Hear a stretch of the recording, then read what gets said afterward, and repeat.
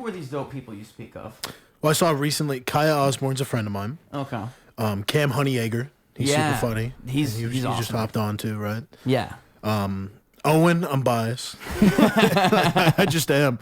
Because the dude helps me pay my rent. Yeah. That guy's awesome. He's great. Hey, if you're watching this, you're awesome. You're so cool. Best open mic of all time. Yeah, well, okay. I don't No, I do love his open mic. Is that how you met him?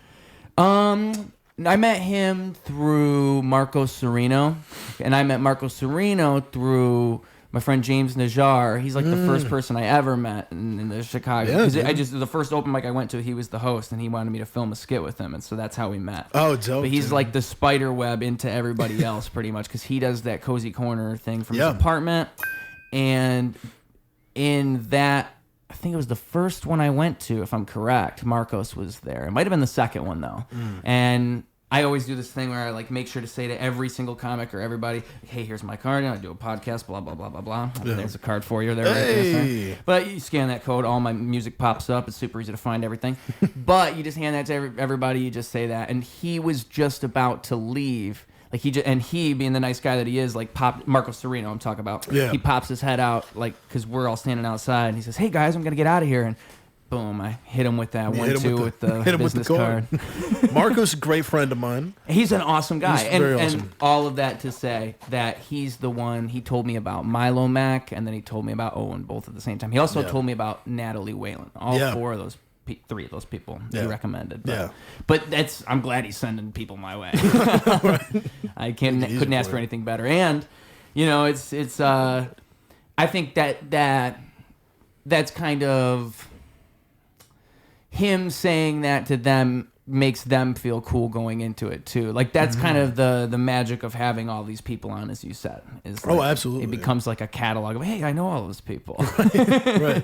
So because the Chicago comedy communities, because everything's open mics and you're seeing everybody everywhere, it becomes everybody kind of knows everybody. It's so much tighter than you think it is. Like there's a lot of people But the thing is, we're much denser. We're one of the 3 biggest cities in the U.S. So of course there's going to be a lot of comics. There's going to be a lot of shows. But you're going to see these people. James Najjar is a great example. Like I've seen him my entire time that I've been in the scene. I've seen him everywhere. Yeah. I've seen Cozy Corner. I've seen all that. Marcos has tons of buddies, tons of friends. It's all these people. So I think this is dope as hell. Is what I'm trying to say. It's really cool. Because, I mean, how many episodes? You're on, like, what, 180? You are episode 157 right now. 157. But 180 is within, like, a couple months. Because it's 10 episodes every month is what I'm trying to do. And I would do more than that if I had other people doing it for me. Like, truly. It's really just an editing thing. Like, if I had less life to do and I could just... But it's... If I had, like... How much extra money would I need? Like just $20,000 extra dollars a year.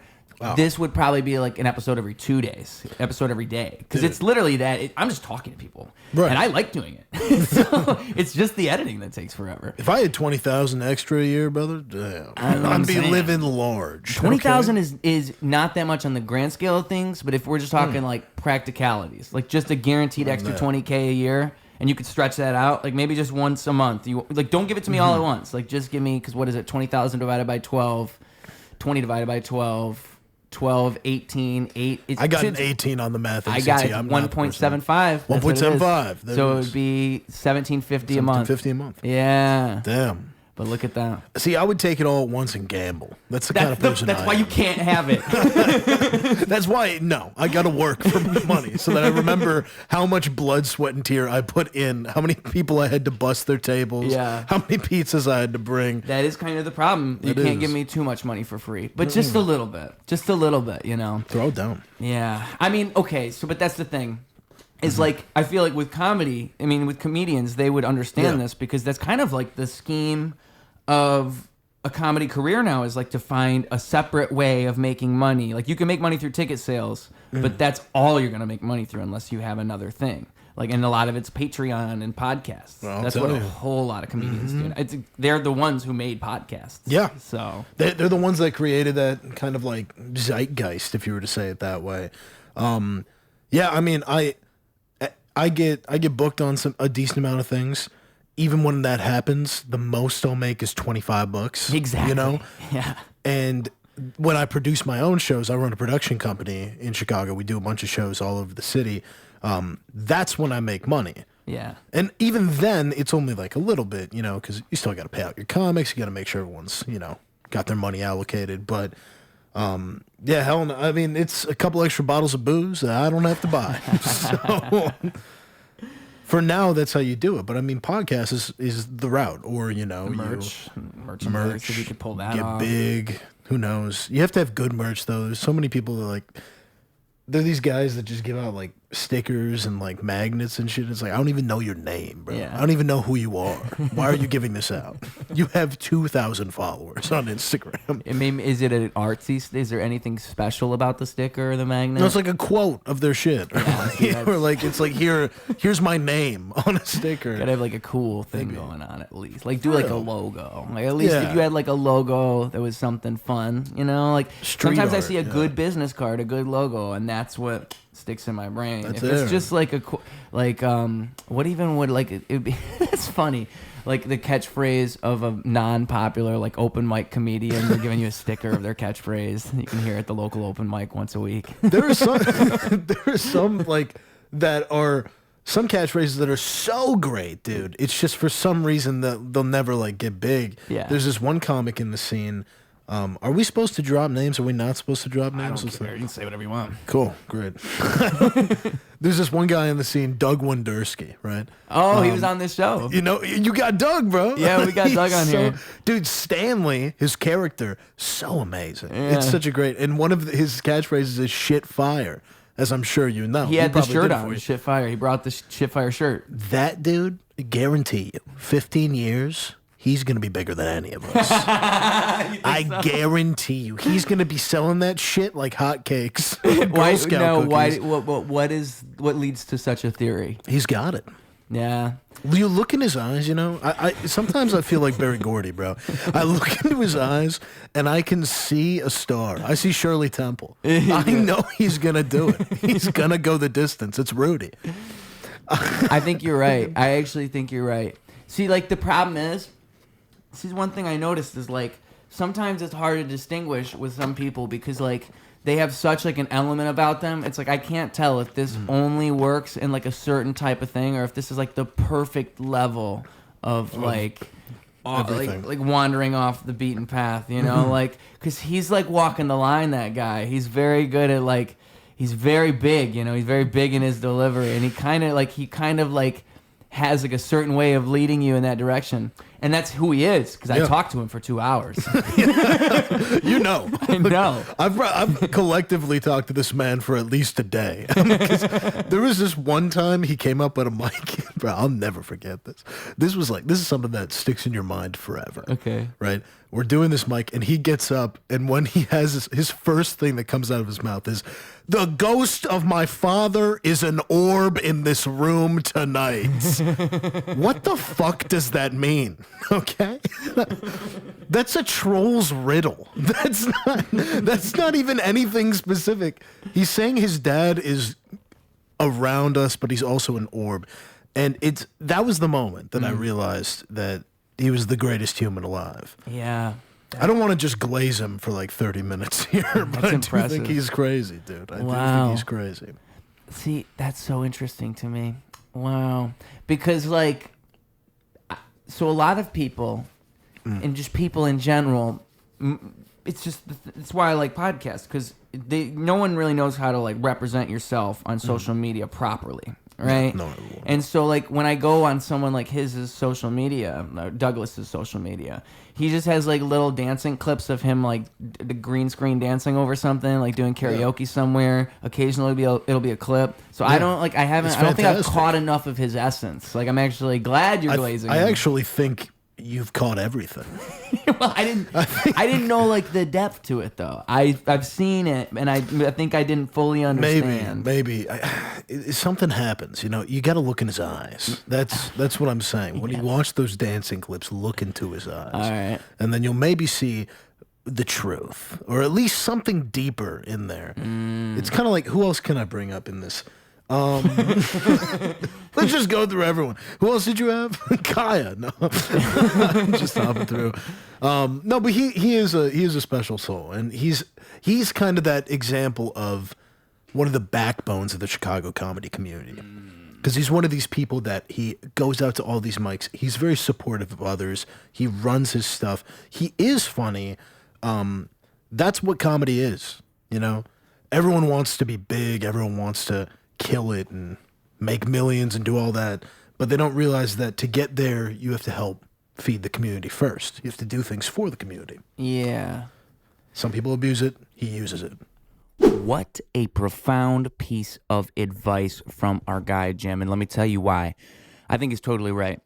I think that people think of success as numbers, as this imaginary thing. I'm going to get there and everything's going to be golden. And what they miss is that it's all of these connections you make along the way, the community you feed into, what you buy into that buys back into you. That's what matters most, because you can't just be talented. You can't just be great. It's not as simple as that. You look at any case, any person who's made it, and they built a community around themselves that propped them up and put them there.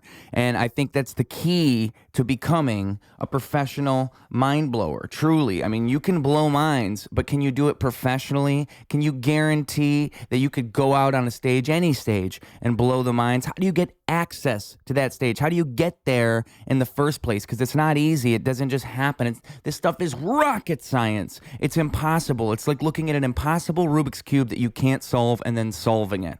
And I think we just cracked the code a little bit. You bust into that community, you blow the minds, and you show everybody that you are a professional mind blower. You do it consistently. You do it enough times, and then they know you as that professional mind blower. And you can tell people a million times that that's what you are. But only when you prove it to them and you show them your value, you integrate yourself into that community, is when you truly start seeing opportunities. So please, folks, become a professional mind blower and put yourself out there. It's how it happens. It's how you change your life. And if you want to, jumpstart that process, maybe you just get yourself a professional mind blower t-shirt to get yourself in the mood, okay? We got smalls, we got mediums, we got larges, and we can make more sizes if you so please. Also, $25 for a shirt that is shipping included. Okay, great way for you to support this show. If you like what we're doing, it's a great way for you to be a part of it, to represent Ruse Radio. But say you don't want a shirt, you still want to represent, well, don't worry, we got you covered. There's this little thing called Patreon. That's right. $5 a month, the price of a coffee, the price of a beer at the bar, and you are making this show happen. I love you guys. I love bringing people in here. Seriously. This show has done things for me that nothing else could do, and it's introduced me to people that I'm so happy I've met, and I just want to do this forever, and I want your guys' help to do that. I want to make this bigger. I want to make this better. So please show me that you care about this. Show me that you're enjoying what we're doing. Let the people know that you like what this is with that Patreon support. We've got exclusive podcast content on there. My music drops early on the Patreon. And last but not least, we've got some exclusive songs that will only ever be out on the Patreon. So perks of the Patreon are right there, but really what it's about is supporting this thing. You want to make this better. You want to see me succeed. You want to see more comedians get a chance to shine. I want to help do that. I want to make that happen. I want to help people glow, shine my light on them. So please let me know that you want them to glow. Patreon. It is happening. We've got shows coming up, okay? This is exciting. I'm so happy I can tell you about this. I'm glad we're finally doing this on Ruse Radio. We've got dates that you can see me live. May 15th, I will be at Roast Battle Chicago at Zany's at 9 p.m. I'm going to be rapping. I'm going to be doing something crazy that you have never seen before. I already did Roast Battle once. I'm doing it again. They love me. They love me so much. They want some more of me. So Ruse is coming back. Ruse is going to roast everybody. Ruse is roasting everybody. And if you want to see that happen, you go to Zany's at 9 p.m. on May 15th. Love to see you there. Love what Roast Battle is doing. They're doing great things for the comedy scene. They're propping people up. They're giving them a place to glow. You gotta love it. June 7th, I'm gonna be at Wow, You're Actually Funny, put together by my friend Marcos Serino, friend of the show. We love Marcos. We love funny people. Gonna be there with a few funny people at Surge Billiards. That time is to be announced, so keep an eye on that. But yeah, it's going to be an awesome time. It's going to be a funny time. Surge Billiards is a great venue. I just performed there. Love it. It's in the back of a pool hall, and so if you like pool, you like entertainment, what's not to love? Turn up and turn out. Surge Billiards. June 7th, that night, at midnight, I will be at Mark II, the bar, way up on the north side of Chicago. I'm going to be at Mark II for the Struggle Bus Presents Sands of the Hour X Ruse. That's right. Going to be awesome. Sands of the Hour is some real hip hop. Super excited to work with them. I like what they're doing. They're doing, real lyrical hip hop. We don't see enough of that. It's some old school stuff, and so Ruse will blend right in. Come out at Mark II. I'm going to be doing a good, who knows, maybe 30 minutes. I'll do a big set for you guys. And it's going to be late at night, so maybe we'll do something extra spicy. Who knows? Mark II, here we come. Mark II, hit you with the 1-2, you know what I'm saying? And then we'll be back at Roast Battle Chicago on June 19th at Zany's. Super awesome stuff. Make your way out. I would love to see you. Let me know that you came for me, and you'll make my life, okay? Ruse has supporters, Mom. I'll call my mom. I'll tell her I have supporters. I'll call my mom. I'll tell her, Mom, I made it. I'm going to buy you your beach house. All right, now let's get back to what it takes to really make it in this world. Yeah, well, and like that communal success is really what leads to the best, like, long-term success anyways. Like, if you just get famous overnight over one clip or something, that's really not as valuable as building all those connections, because those connections are what really pay off. Right. Like, truly, like, that's how you're going to get booked. That's how you're going to, like, have people... Brother. It's So great. it's the thing where the best advertisement is word of mouth. Like, all those people who know who you are really going to be the ones that'll sell you. So oh, dude, it I all didn't pays get off booked so much, in comedy. I didn't get booked in comedy for the first 2 years that I did it. That's a long time. It's a long time because I wasn't funny. That's one part of it. The other part of it is it's, you know, that marketing yourself. And I have two roommates. One is Owen. The other is a guy named Henry. At the time, I turned to my buddy Henry and I said, hey, I'm not getting booked on shit. Let's do a show so at least I can say I'm on a show. And he was like, okay, cool, whatever. He spent most of his life booking live events anyway. So we formed a show. We did it once. This is in November of 23. Okay. And from there, we built this company, Comedy You Deserve. And that's how I started getting booked. Because I brought comedians on, I fed into it, you know, paid them, I hosted, they could see that I could do some minutes, they saw that we could do a stage. That's the only reason anything's happened for me. Interesting. And it was like people who you brought on, they were the ones that booked you? It was kind of 50-50. Like, a lot, in the beginning, they, you know, didn't know me. They see me do my stuff, and some of them are like, oh, I have some shows, I'll get you on. Some of them knew people, some of them pushed me in the right direction, and then I even had people that, you know, saw that I was doing it and wanted to be on, and it's kind of like a 50-50 trade, you know? Right. Like, I'll have you on my show, I'll show you mine if you show me yours. Right. And I had to show a lot, I'll tell you. But that it's like what you're saying, you know, you have to feed into the community and make those connections if you really want to go anywhere or do anything. Then again, some people are just goddamn hilarious. They're just really funny, and so they'll get on shit no matter what. There's a lot of wunderkinds, you know. Yeah. How do you normally book it then? Like, is it just people you think are funny? Like, is that the general idea? Is it people you know? Like, how do you pick people for the... Nowadays, I mean, it's always been people I think are funny, right? We've grown over the past year and a half to a point where we have a lot of submissions constantly. We run a couple different showcases at the Den Theater. And Comedy You Deserve is the name. Shylights is our show that we do. My vision with Shylights has always been, I want to highlight some of the best up-and-coming comics. I don't want to ever repeat comics, and I want to keep showcasing these people that deserve it, you know? Right. Comedy You Deserve. I think that's kind of the idea with the Fresh Faces thing they do, too, Yeah, right? but we do it better, you know? Of course. You look at Fresh Faces, dude, they book the same 3 motherfuckers on every goddamn show. Oh, do they? And they won't answer my emails. So. Screw them. If you're Fresh Faces and watching this, I love you. Please book me. That'd be great. I'll book you. We'll do a little back and forth. The budding of a beautiful relationship. They fucking hate me. I can tell. You know when you go to like your new girlfriend's house and you look her dad in the eyes and he just fucking hates your ass. He's burning hatred. That's how everyone at the Laugh Factory views me. They fucking don't like me. But yeah, no, it's that same kind of background. It's this fact that like I want to bring on these people that deserve to be shown. That maybe they're newer to comedy, so they need a show. They want something they can try out. Right. It really is feeding the community. That's what it is. Yeah, and I feel like that's kind of what I stumbled into doing with this on accident, because like when I just started going to comedy open mics the moment I started trying to get guests on. So like immediately, it's not like I'm shooting for the stars. Like it's literally everybody at the open mic is invited to the show. But that's awesome. That's what it should be. That's what's cool about it. It's a lot of people who they're not even used to like it's their first podcast. Right. And I've been a lot of people's first podcast, which is just like, it's weird for me to even think about because I'm just. A lot of virginities, bro. Yeah, I'm like collecting popping a lot of cherries. That's crazy. Let's just turn this into a frat bro sesh. Let's just start moving. How many cherries you popped this week, bro? Bro, don't even ask me, bro. That's sus as fuck, bro. That's crazy. But yeah, no, for real though, that is like it's interesting to. I think that people.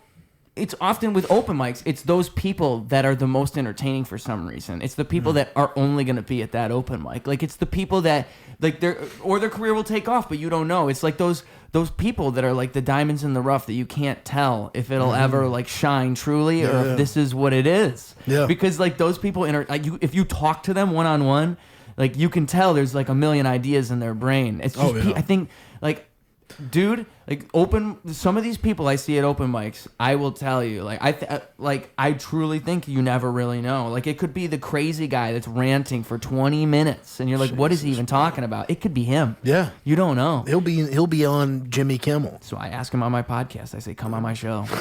Like, get on my show. I need every single one. You're just catching Pokemon, bro. Exactly. You're completing the decks. You're completing the Pokedex of very, very damaged individuals. Everyone at an open mic, I know. Trauma. Isn't that funny? That really is true. You watch somebody go up there and laugh about how he has a small penis and think to yourself, this kid was for sure bullied. This was in a locker push. For sure. Bro, I was an a cappella and marching band kid. In freshman year of high school, I was a fedora wearing child. Yeah. Yeah. That's awesome, dude. But I was also on football, so it was kind of like 50-50. That's awesome, dude. I feel like I had a weird high school experience. In 8th or 9th grade, it was in high school too. I would carry on a 2-liter of Mountain Dew every day and drink it every day. Yes, sir. I had this girlfriend that we started dating in like 10th or 11th grade, and we would just make out next to our locker all the time. We would just make out like right there in the hallway for a while. Like that was a big stage in our relationship. I was that guy, you know. You were that guy. But also, if you look up there in that corner, I was voted freshman homecoming prince. They voted for me, and it's so strange to me because I did not think I was pop. I had 3 friends. Like I don't know. It's just because I think it's because I've always been a rapper, so I would always like do rap things on like the school news program and stuff like that. Oh shit! That's for sure, bro. You were definitely popular in that, bro. I guess, but it's just so weird because I thought I was a weirdo. Like, dude, I'm carrying around Mountain Dew, making out with my girlfriend. Like, yeah, I mean, I'm not gonna lie. You're not painting a normal picture. I wasn't normal, but that's what's beautiful. Those are the people you get in open mics. Those are the people you get in open mics. You're just admitting that you're damaged. For real, dude. Like when I think back, like when I reflect, it's like, okay, yeah, I can see how I got here. Like it actually makes sense. One of my favorite things my mom said to me when I was growing up, I told her I want to be a comedian, and my mom tells me, kid, your life has not been bad enough for you to be a comedian. And she said this to me, was so proud of it. She posted it on Facebook for all of her friends to laugh. Yeah. Years later, I become a comedian, and she comes back and says, okay, maybe we fucked you up. Yeah. Maybe we did do some wrong shit. Because what I think is, like, it's not even, like, it's not even that your parents like aren't there for you. It's like if just a little bit of like emotional neglect, and that can happen on accident. It can happen to anybody. Like it's kind of parenting is impossible. There's no good way to do it. So just a little bit of emotional neglect is all it takes, I think, to like make an artist. Just a little bit of neglect or overparenting. There's a lot of overparenting. That's kind of a form of neglect in a way. It becomes that. Yeah. Even though it is the antithesis to neglect, it is neglect because it's like I'm gonna push a kid to be something that they're not. I'm not going to understand the kid. I got neither. I was actually very well parented. I'm not going to lie. I'm just dumb as hell. I chose to go to film school. I chose to go into comedy. Film school. How long were you there for? Still there. Oh, still? Yeah. So you plan on doing film? Like, why? Why would you even do this to yourself? You really are my conscience. Can I tell you? Every day I wake up, it's why? Why are you doing this? I want to be a screenwriter, so I am a screenwriter. Okay. I am obviously I do comedy and I love being a comedian. And if that would take off, it would take off. So I'm going down that path. But I also feel like big white studio executive calls my name, Kevin Feige. You know what I mean? Could be you. I'll never be him, but I'll be living in the trash can behind his house for sure. Close to him. Close to him. Yeah. If I absorb his trash, yeah, a little bit of his spittle. This is going in a really weird direction. No, you're onto something. Like you could just go through there. You could probably find something deep inside that trash can. I mean, he probably throws things away. Like maybe scripts. Like scripts. An old script. I get the Avengers script before it comes out. That's probably how they get them. I make it myself with a camcorder. Yeah. I ruin it. I ruin Avengers for everyone. Guys, look. Tony comes back. It's crazy. You have faith in that Avengers movie? You got any faith at all? After the Infinity Saga, it's over. Like it's done. For Marvel in general, you think? The whole Slow thing? decline. Yeah, of course. Slow decline. Obviously, it's not going to go under, but Disney is losing a crap ton of money from everything. Really? Mm-hmm. Like, you mean all their remakes streaming and all this? Remakes aren't making back their money. Streaming, and Disney is an endless wallet, so it's never going to make a big thing. But they are losing a ton of money, and everything they choose to do is not great. No. Not a single thing they've done recently is awesome. Well, people will. Do you ask like normal, like regular people? Do you try to ask them about Disney movies sometimes? Because I'm telling you, people like these movies for some reason. Like I have friends that I think like I respect, and then I'll say like, oh man, like these recent Disney movies, like they're pretty bad, right? And they're like, I don't know, I kind of liked Cinderella. And I'm like, what are you saying? Like I had a friend tell me he liked the Lion King movies, the recent Lion King movies. The like live action remakes? Yes, he liked them. Did he ever watch the original Lion King? This is why you don't talk to normal people, you know? They don't have taste, bro. They don't.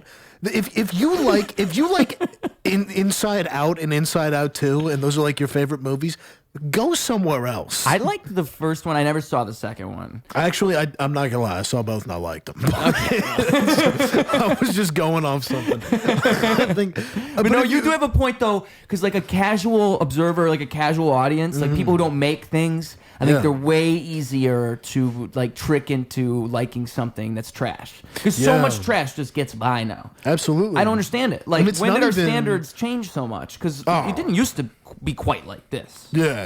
I mean, it's just laziness. It's because they can. It's just because Disney has the ability to feed us crap. And we take it. We take it in the ass and we smile. The Star Wars thing is a great example. Star Wars is a perfect They example. just bastardized this series into this completely different thing. And they know you're going to buy it. Because you're just always going to buy it. You will always buy Star Wars no matter what the fuck we do to it. And you'll put your child in a fucking Jedi robe and you'll put a lightsaber cock ring on yourself and you'll flip it around and run through the streets naked. Saturday night, baby. You'll catch me later tonight doing it. It's insane. Star Wars has been going downhill since episode 8. Oh wait, no, episode 4, 5, 6, which was the end of the original trilogy.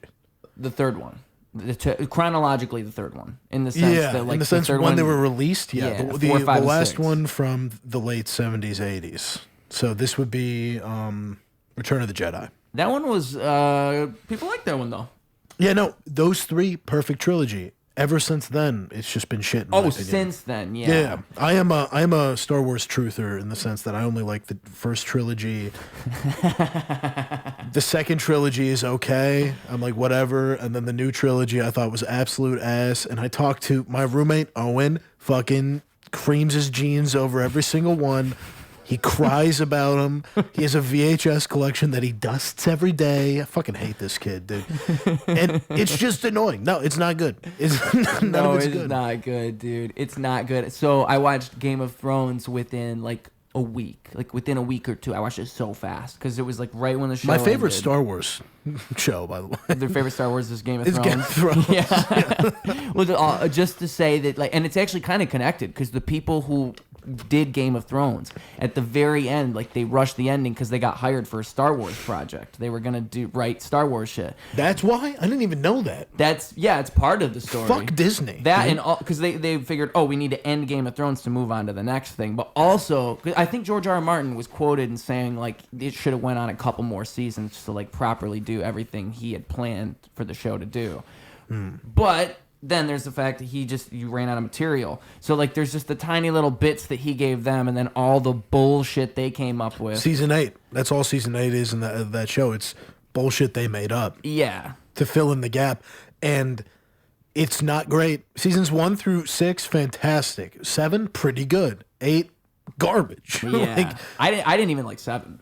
I didn't even like the 7. second to last season. I think 7 was pretty good. See, I think it was just what the point I was making is I found it to be, since I watched it so fast, I found it to be jarring, the difference. And when I watched Star Wars, it was the same exact thing. Like I watched it all in succession in the order they came out. So when I watched the last, I didn't even finish it when I got to episode 8 or 9 because I just saw it get so bad so fast. Yeah.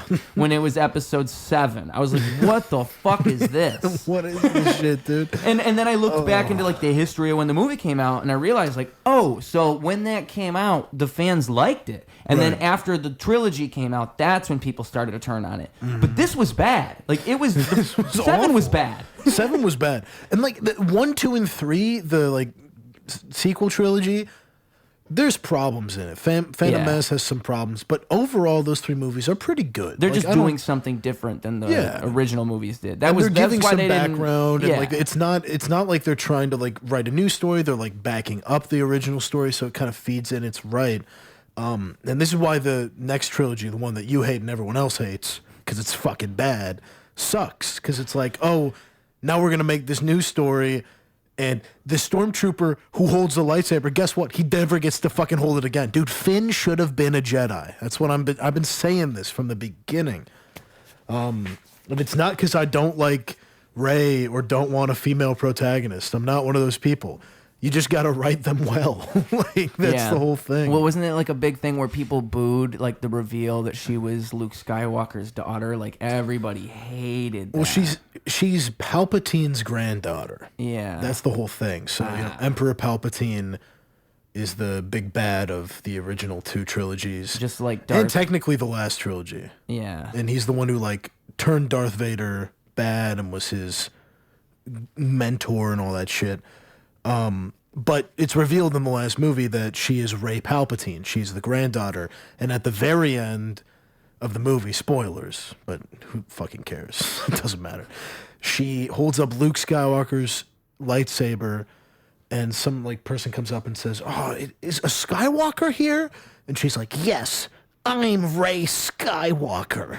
Oh. And that's like the ending, and it's the most dumb shit on the planet. Like, that's what got boos. Was that? Yeah, people booed that shit. They still boo it. they're still over there booing it right now. Oh, dude, it's actually just so sad to me because I don't know what the answer is. Like, I don't know what the answer is with stuff like that when something turns south. Because like you'll always have like the hindsight being 20/20, where you have people online who obviously could have written it better and they could tell you what to do to make it better. Yeah. So that's always gonna happen. But also like, I just don't like. Do you hire those people? Because what happens is it's people who don't give a fuck about the original thing they acquire the rights to the thing, and then they just completely fuck it up. That's like every single one of these video game movies. Right. There's been like a couple things now where I guess I'm told they're good, but I have PTSD. Like the Fallout show, people say it's good. I haven't seen it, but I It is hear good. That is good. It's a good show. It's a great show. Because it's like you have to. It has to be made by people who respect the rules of the thing that you're adapting, and that's so difficult to do properly. It is, because you need fans of it to do it. Right.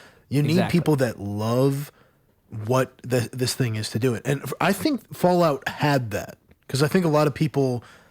And now we're gonna go towards a Minecraft movie. I know. And this is where it's going. But like the main character or main actress in Fallout, I forget her name. She's so fucking famous. Is it Emily? No, it's not. Anyway, she played Fallout constantly to prepare for the role. That's cool. And like played through all the games, and she loved it. And was posting about like New Vegas shit on Twitter, like yelling about what was happening. There's a lot of care that was put into it. The reason I say we're going to get to Minecraft movie is because Jack Black has been playing Minecraft forever, and I think that's hilarious. Yeah. But I also am afraid to see the Minecraft movie. I haven't seen it yet because I know it's going to be garbage. They put out some clips on YouTube. I did watch them. You've been watching the lore? You've been getting a little... Well, I just wanted to see it. I'm preparing myself. Oh, damn. So what do you think? It looks better than the trailer looked. Like, from what I saw from the trailer, I was like, this is going to be bad. And then from the clips, I think that it might even be like a situation where they saw the response to the trailer and they did some reshoots or something. They're trying, maybe, I don't know, but it looks like it's like they're trying to. I don't know. I just think it's not, because the problem is it's the way that they do these things in general that just again it's like just PTSD. cringe. When they did the Mario movie. If you were going to do a Mario movie with the original voice cast of Mario. Like, find a way to do it faithful to the games like that, because that's the best possible way to do it. Don't do Chris Pratt as Mario. Like, that alone tells me everything about this movie. That's how... Yeah, dude. That was kind of rough. I did understand it in a way. Yeah. Like, I was okay with the Mario movie, because the original Mario actor actually had some roles in the movie. Like, he had some cameos, and there were some like little parts where you could hear like him do the voice and like, it's me, Mario, all that shit. But when it was Chris Pratt as fucking Mario, I was like, I'm killing myself. Charlie Day as Luigi, perfect choice. Yeah. Jack Black as Bowser was great. Yeah. Jack Black as Steve, I don't know. How about Jack Black as Claptrap in Borderlands? How about Jack Black as fucking anything? Kung Fu Panda is one of my favorite animated trilogy movies ever. Like, the fourth one though. There's a fourth. I didn't see the fourth one. I didn't see it either. That's why I say trilogy, because like 1, 2, and 3, they all got like 95 on Rotten Tomatoes. They're like legitimately very good movies. Yeah. Fourth, I heard, was kind of bad. Oh no. Which sucks, because that movie, whole thing was like very foundational. I watched that shit as a kid all the time. I loved it. Yeah. I don't know what's foundational about it. It's just a panda doing kung fu.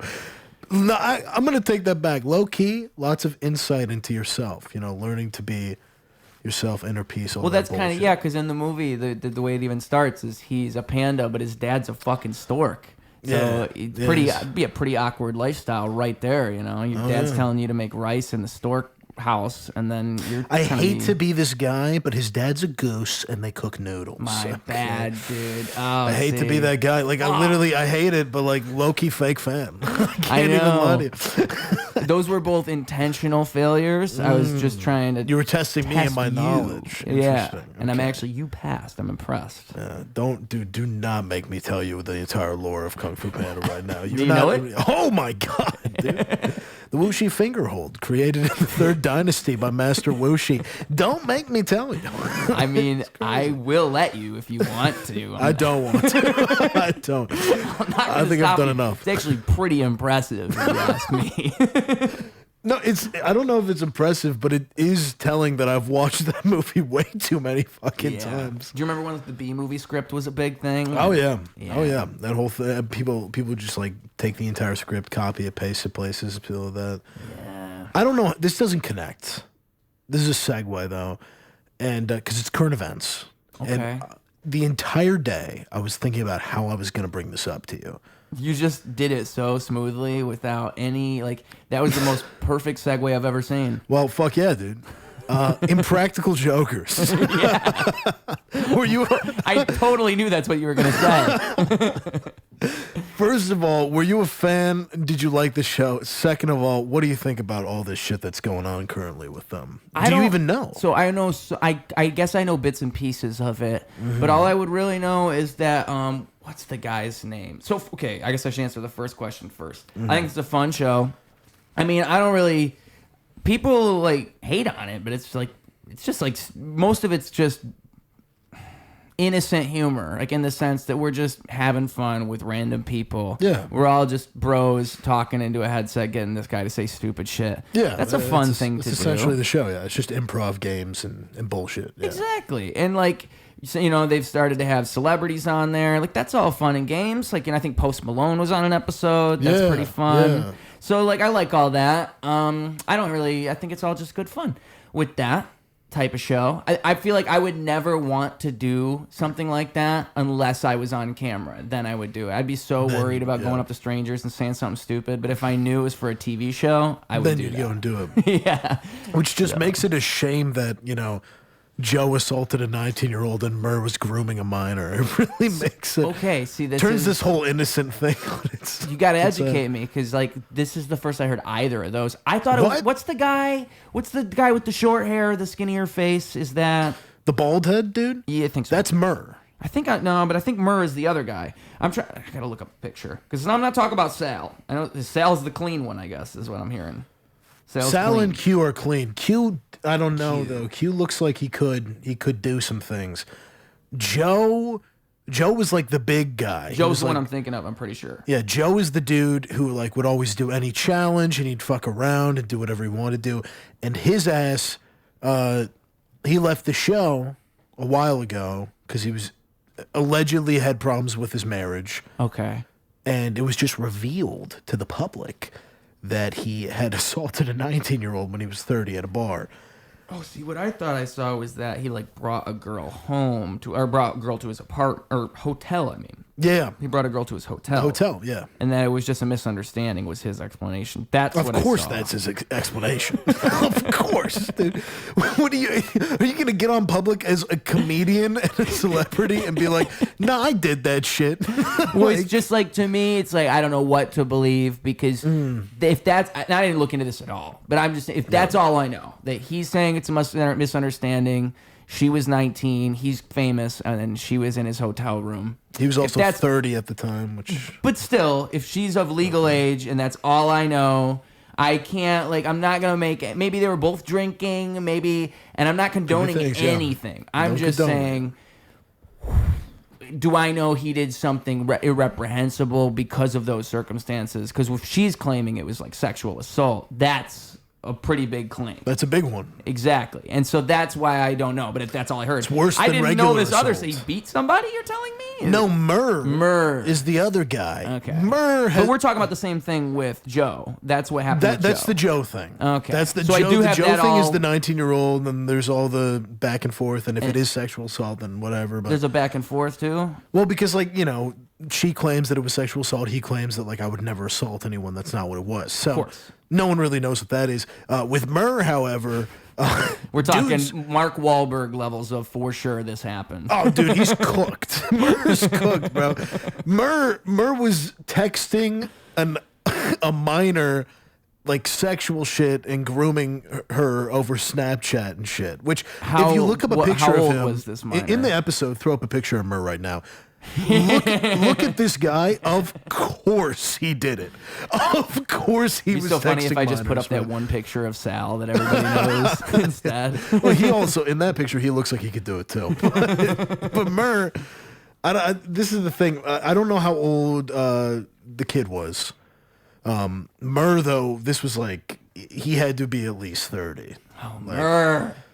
This is the worst episode of Impractical Jokers ever. Dude, I think it's all a punishment.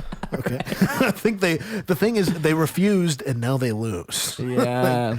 The thing is, there's this one Murr punishment where he has to show a bunch of exhibits to a bunch of people, and he reveals one art exhibit, and it's this picture of a girl, and it says countdown to 18. It has a clock running down, and that's been playing on everything since this shit came out.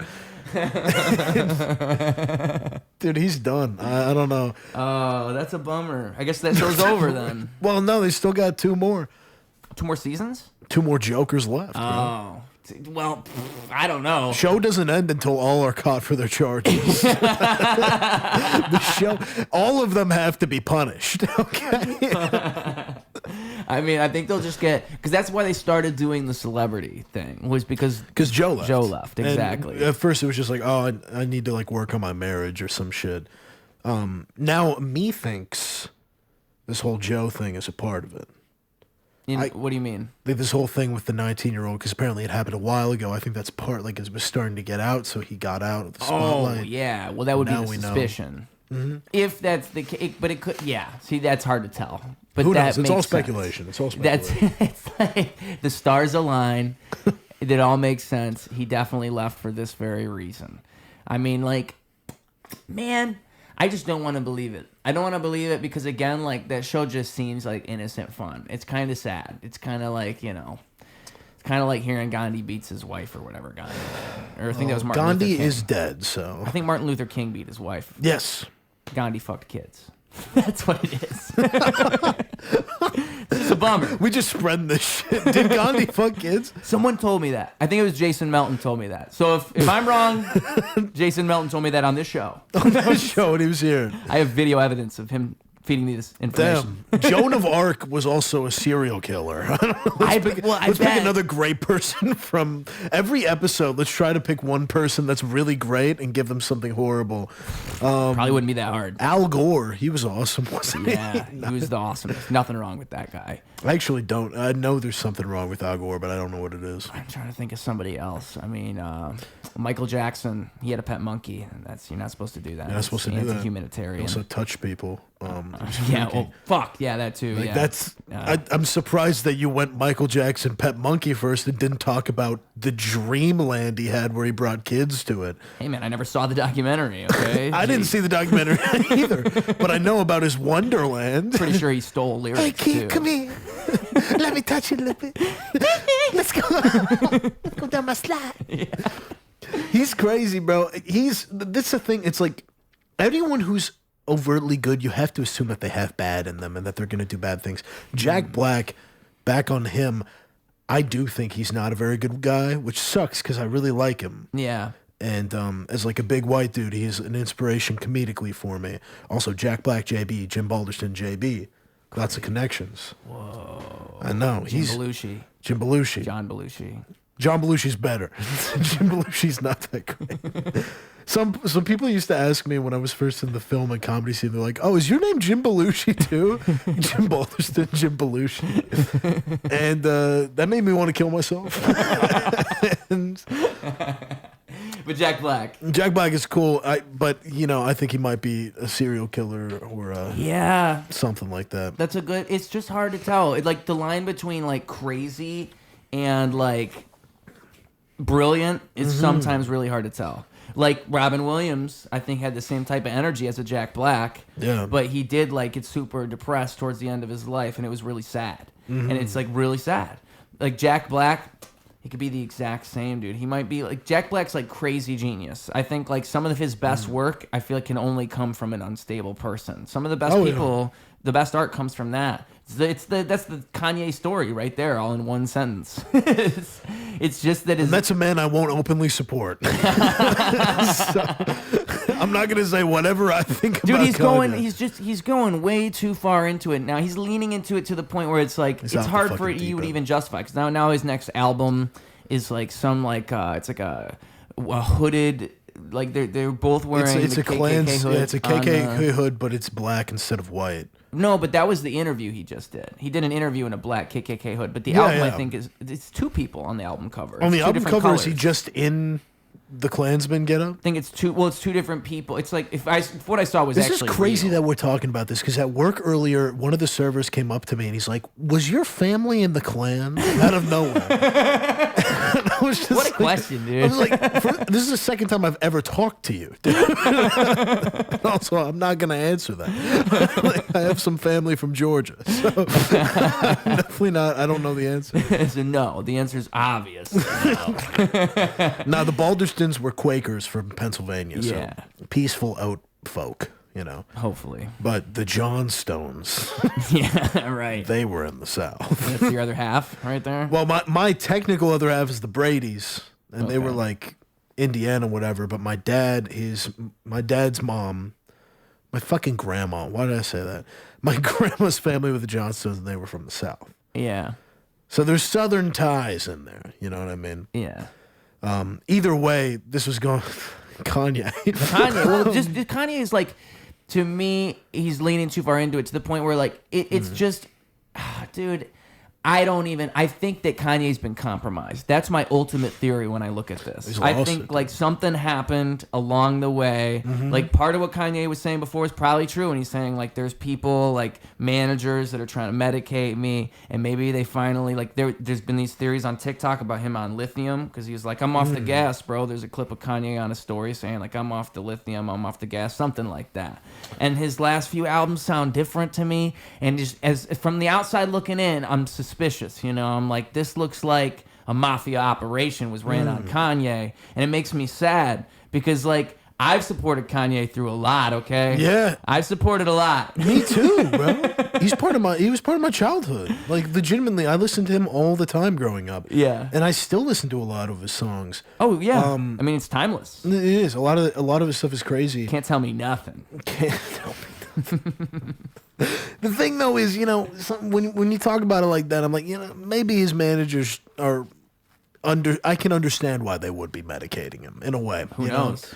If they are. It's probably a story where none of us know the full story. No one will ever know. No, well, it's like we'll know when he's dead, which is what maybe. it's sad. You know, like somebody's gonna come out and like tell a part of the story, like this, or like this Dan Schneider documentary that came out. You know, like nobody knew the backside of TV. Someone will come out and talk about it.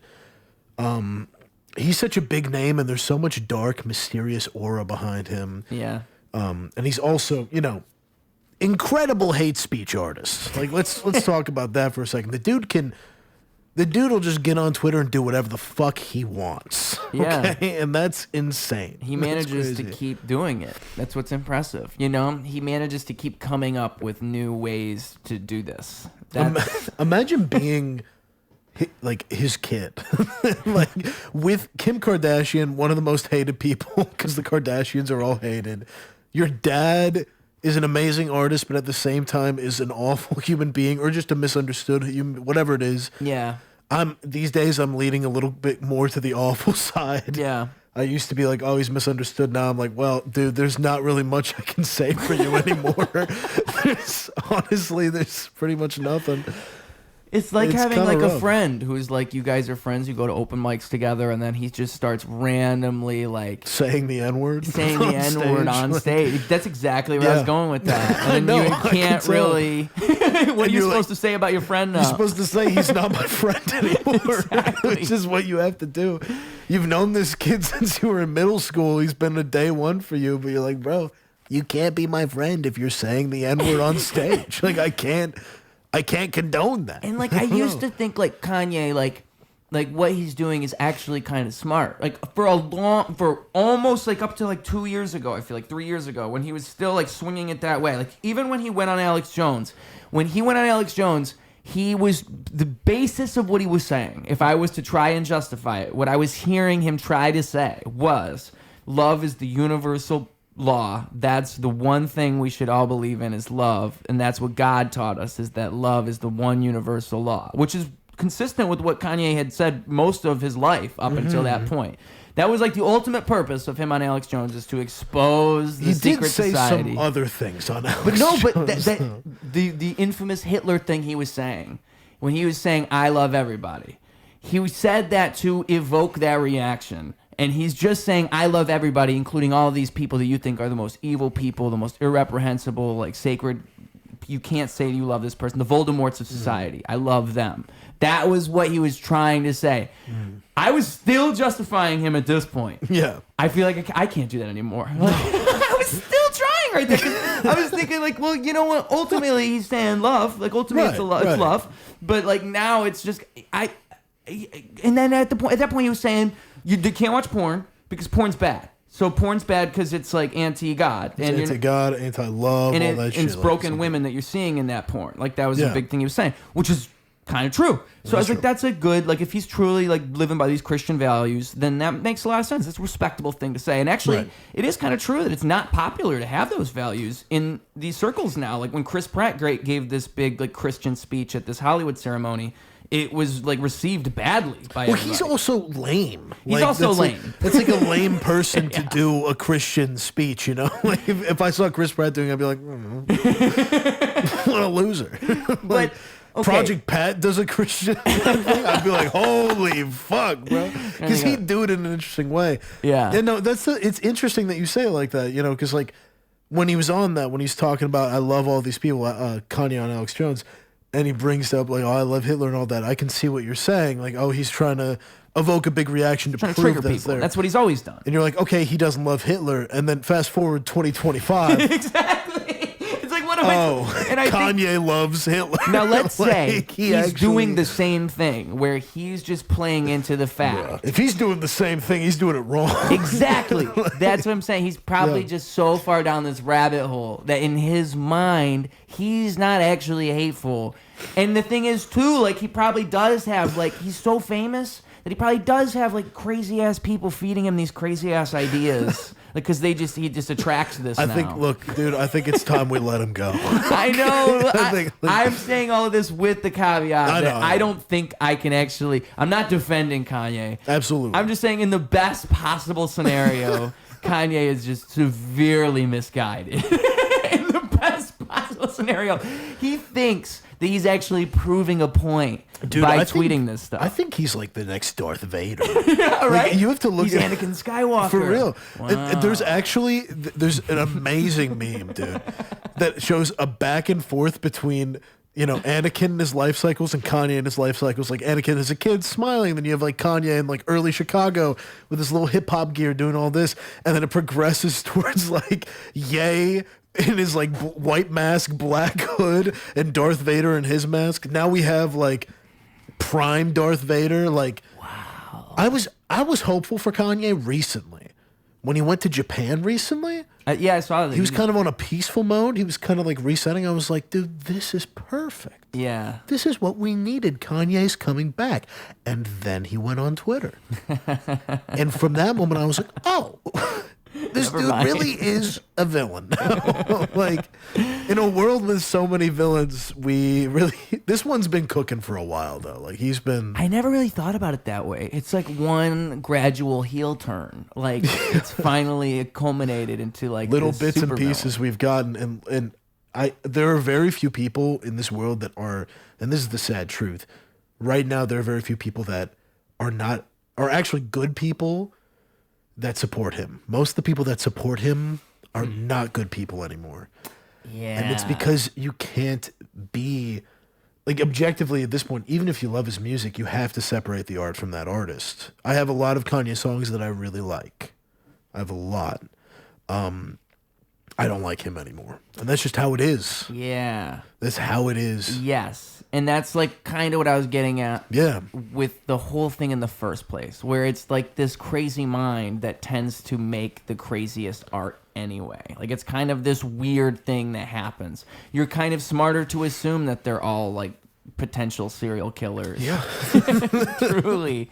Because like they're all a little bit, I mean, like it's like how you see people with problems at open mics. It's the same exact thing happening there. Same thing. But you know, like in a sense, it's just interesting to me because it makes me think there's no perfect scenario. There's no perfect life. There's nothing. There's none of that. Because if you have that, you don't have the character that has all of these inner conflicts and then that propels them to do whatever it is that they have to do to keep themselves busy, you know, like whatever it is that gives them purpose.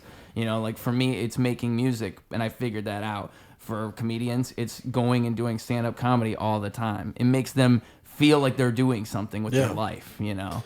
And it's like, that's a thing you have to do. Yeah, you go crazy if you do not do that, and especially if you're already a little crazy, you just stick around with your crazy self. And you do, you tweet about the Jews on Twitter. Yeah, just make an album, Kanye. Just make do a it. fucking album. Just delete the app and fucking make an album. Just stop like tweeting fucking- forever and just make music. Stop speaking.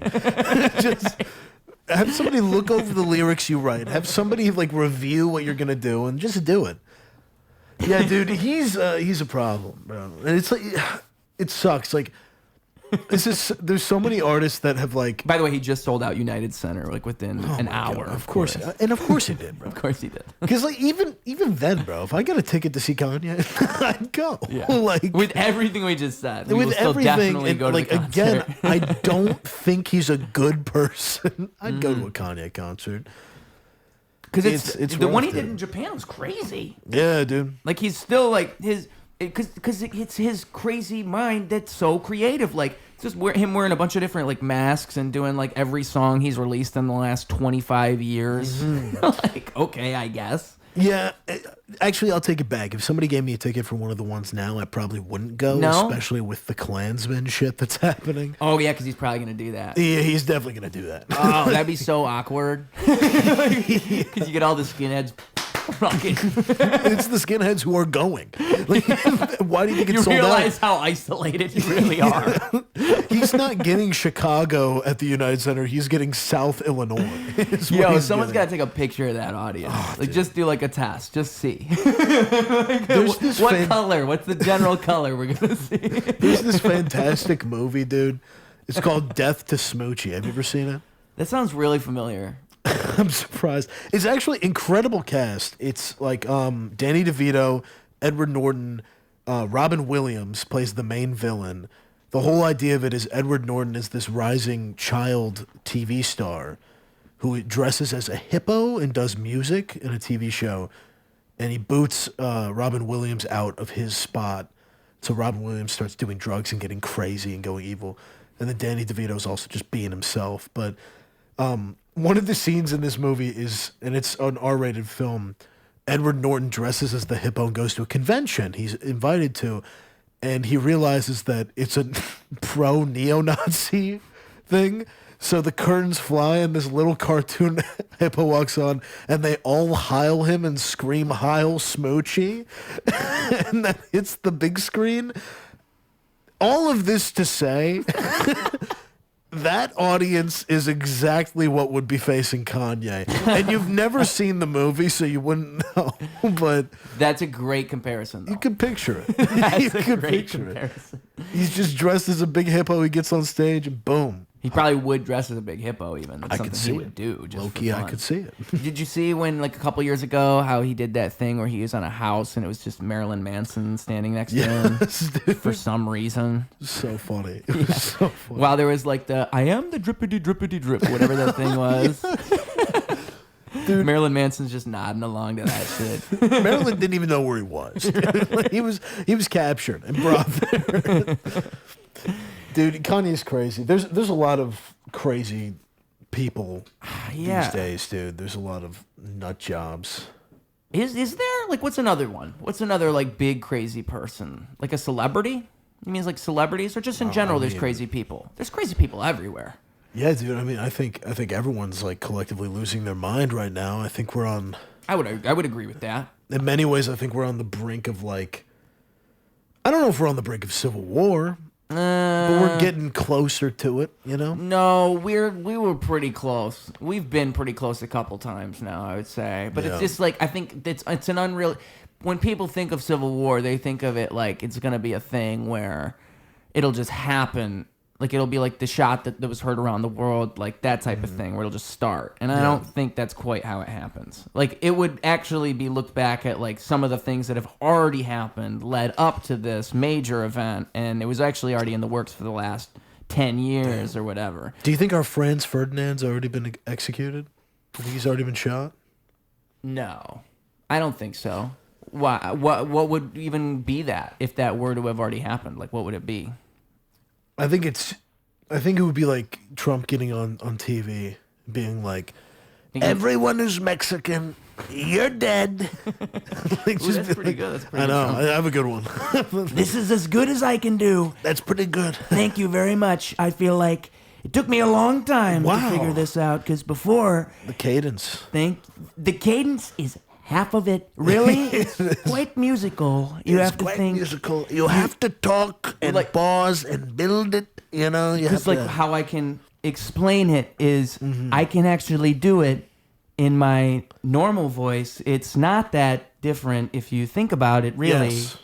But That's if you really think about it, it is a little different. A little bit. I mean, not a whole lot, but a tiny bit there if you observe. That might be one of the best ones I've ever heard. Because like the thing about it is, you have not only do you have a good grasp on how he talks, but you perfectly imitate how and like the way that he talks. You know, and so it's like maybe someone could have a little bit tighter of an accent, but no one I've ever heard has captured him. You white boy have got it. Can I tell you something? Did you hear what he said? He said, it's the best one. There's some that are good, but this one is actually the greatest. I didn't even say it. He said it, so I don't. He said it for me. It's a beautiful thing when people can say things that you don't even need to say. Michelle? Dude, one of my favorite memes that was coming out for a long time was all the presidents playing Minecraft. It's like, Yeah, it was like, voice Joe, AI. you need to bring me a water bucket now. I need it now. I'm going to do an MLG jump. Trump, I don't think you should do that. It's me, Obama. Very risky to do that kind of thing. Shut up, Obama, you fucking loser. Guys, I just crapped my diaper. Joe, you smelly whore. All this AI shit. And it's a 10-minute video. Oh yeah, it's like hour. Ooh, Oh, you beat me. Margo, I'm so sorry. Margo. Why'd you beat me? She's violent. She's getting violent today. Sometimes she gets it. That's okay. It's the second time I've ever seen her do that. It's totally fine. I probably talked too loud. She's trying to sleep. She's like, fuck this guy. Like, shut the fuck up. Don't do the Obama impression anymore. Oh, she's triggered by Obama. She actually is a big Obama fan, my cat. Oh, she really is. Yeah, well, she went to the inauguration. I didn't go. Someone brought her, a friend. And ever since then, she's been hooked. So, does that even line up like year? I think she wasn't born. So I was thinking, is that story possible? Now I think about it. That's not possible. That's crazy. Yeah, I'm lying to you. My cat didn't go to Obama's inauguration. How does that I feel? honestly, can I tell you? I believe that she did. Did you really? If you're being honest. I did. I'll be honest. I did believe she went Glad to to hear that. because she gives off this vibe that she's very political. You know. Is it her color? What is it? Why would you say I mean, something she's like that? gray. It doesn't really fit anything political. If it's like the middle, I don't know. It's not her color, we've established. What is it about my cat that's so political to you? I mean, She wanted to silence me while I was speaking. that's a good observation. That's a good observation. I'll tell you. She's still actually watching you right now. I know. She's kind of giving you like the side eye. I know she's just making sure. She's like my political like manager. You know. Oh, Like I said something a little too rough, so she's gonna smack me. Be like, "Don't do that." it's the Obama thing. Exactly. That's the where you Obama go too thing. far. We talked about Kanye being a racist. She's cool with that. That's cool. totally. It's 2025. You That can was say really that. dope. She was so down with that. But, dude, like, yeah, those memes in particular were fantastic. Those were really They good. were really fun. And if I like remember correctly, I'm trying to think like, were there any other like AI voice things that I saw? I don't think I did. That's got to be like a gold mine for prank calling though. I just have to imagine. You could do the best prank calls with these AI. Oh, did you ever see the thing with John Cena where it's like somebody doing a John Absolutely. Cena? Yeah, absolutely. And his name is John Cena. his name is Oh, John- that's like the best prank call ever. It was the best one. That one went on for like ever, right? He got her Like, that 3 was, like- times. It was at least 4 or 5. Yeah, that's crazy. Yeah, dude. There's a couple like prank call things I remember that were really fun. There was a girl I saw on TikTok who was doing that. So there's people who still do it. It's still alive, the prank call industry. But I feel like it used to be different. Like there used to be YouTube channels for prank calls. I don't know if it's quite the same anymore. Yeah, I think it's not. I think it's like prank calls are still around. I think people still do them, you know. I hope so. But I think the whole thing about it is it's like it's more focused on doing memes and doing like dumb shit. It's no longer I'm going to try and like string you along. String this person along. Fuck with this person. One of the things I do appreciate that we can do now is set up 2 phones and do like Domino's and Pizza Hut and make them call each other. I've seen that, yeah. That shit's really funny. It's a really good one. I don't know. I haven't prank called in years. You call me. No, you call me. Essentially that. There's this dude on Instagram, Put a Girl On. Have you ever seen this stuff? No. Dude, this guy's fucking psychotic. All he does is he calls a single location for like 2 months at a time. He'll call them every day.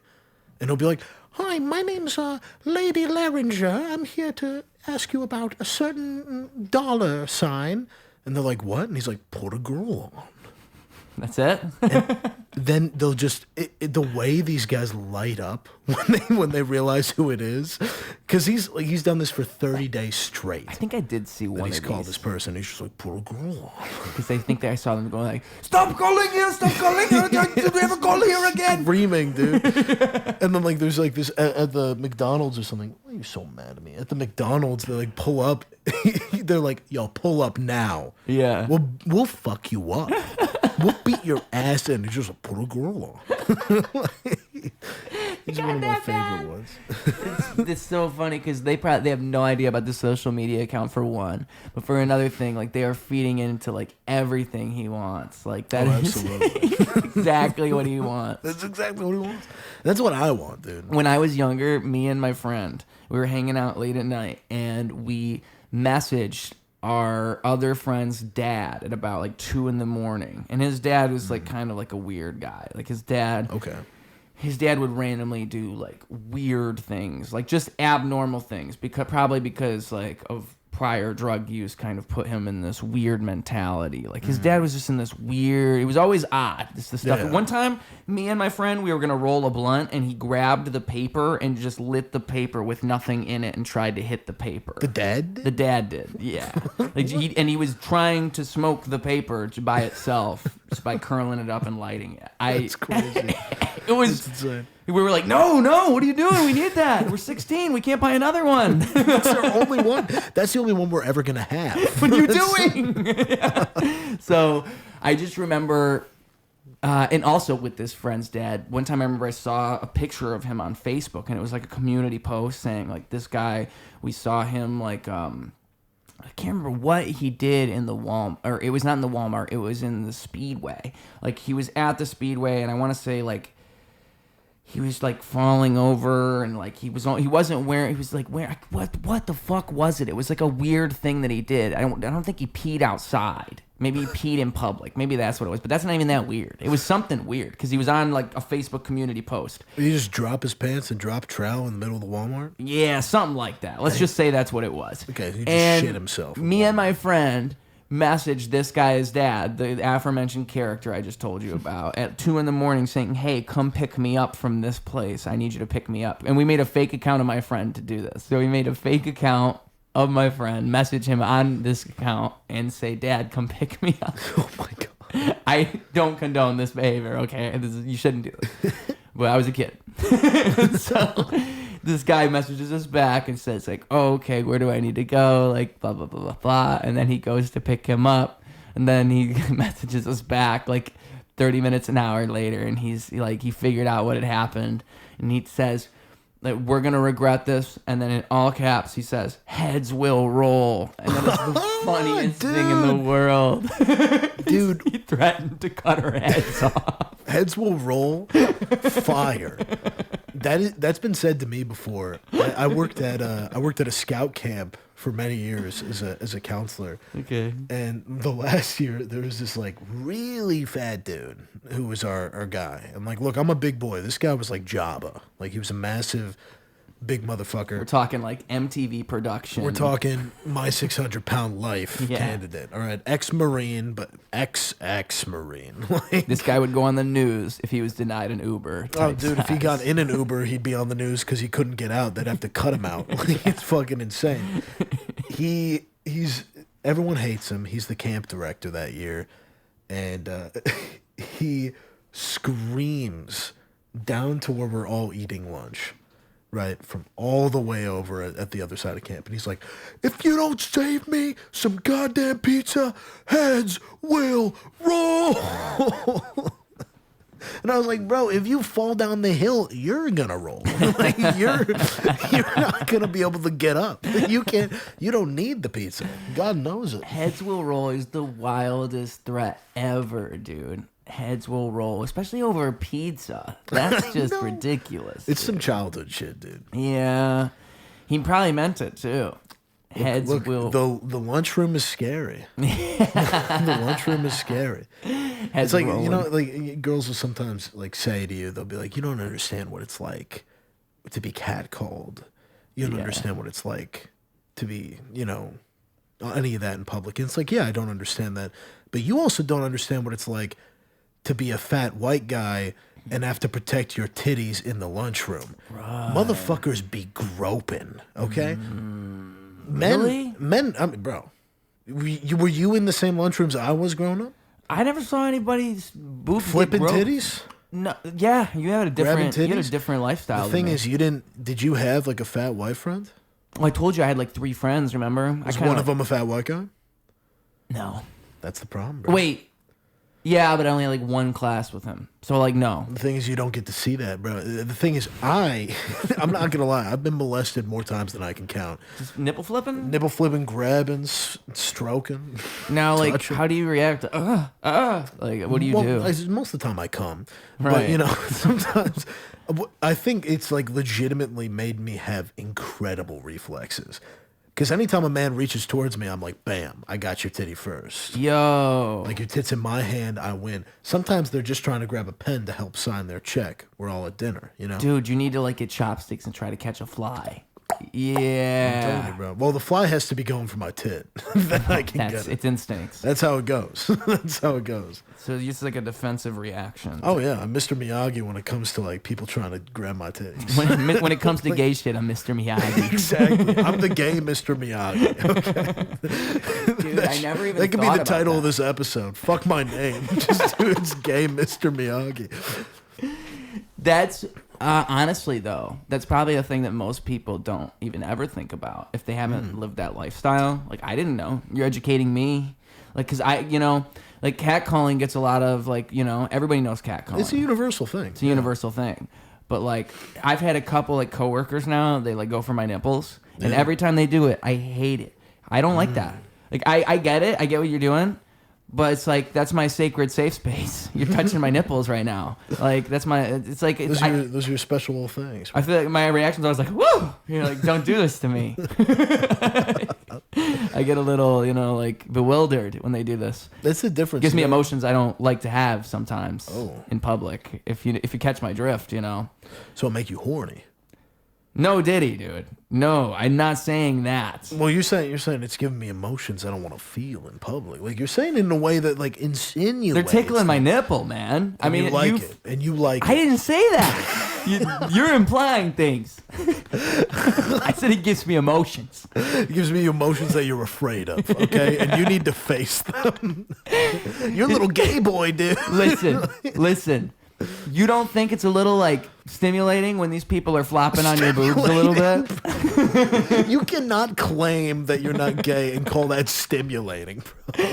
Okay, if I were to like start rubbing on my nipples right now as we're talking. Let's test it out. Let me rub your nipples on camera. I guarantee you my nipples will get hard. I guarantee you that, and that's my point. Okay, will you get hard? No. Okay, you said that's you all I need came. to know. That was gay.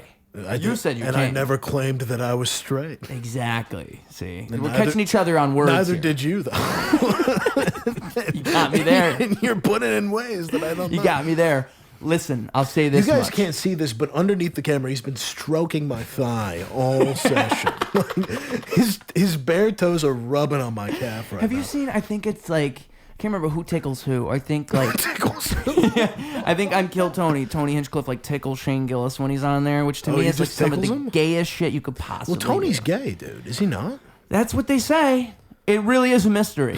Like, I actually don't know. At first, I thought it was a Trump joke. Voice again. That's what they say. I thought it was a mystery. I really don't know. And I talked to Tony. He wants me on the show, but he'd rather have this other guy. Nothing like me, looks like me, tries to be me. Tries to be you. Not me. Shane Willis. I don't know his name. Shane Sears, actually. Oh, Shane Sears. So shout out to the Sears Tower, Chicago. Oh, Shane Sears Tower. Does anybody actually say the Willis? Which one is the Sears Tower? That's what they say. They say Sears Tower. No one says Willis Sears Tower. The Willis Tower is what it technically is now. People, when I was little, they called me Willis, and they made me cry. My older siblings. What's your name? Wyatt. My real name's Wyatt. Okay, yeah, because I'll say, we're like almost an hour and a half into this conversation. Never knew your name. Sometimes I like to keep it that way. Because it was Ruse Radio. It's kind of fun. Like, because Ruse is your stage name, right? Yeah. Yeah, it's a dope name. Exactly. But like, yeah, I didn't know it was Wyatt. I've revealed it enough. Like, it's kind of impossible to keep it a secret because it just kind of naturally comes up. And someone once told me it sounds presidential. Like, my full name is Wyatt Lee Chipman. And I was like, wow, they were right. Chipman. It's like a president name. That is. If I do say so. It's crazy. myself. Right as you said Wyatt Lee Chipman, your cat started right Getting in my political ear. again.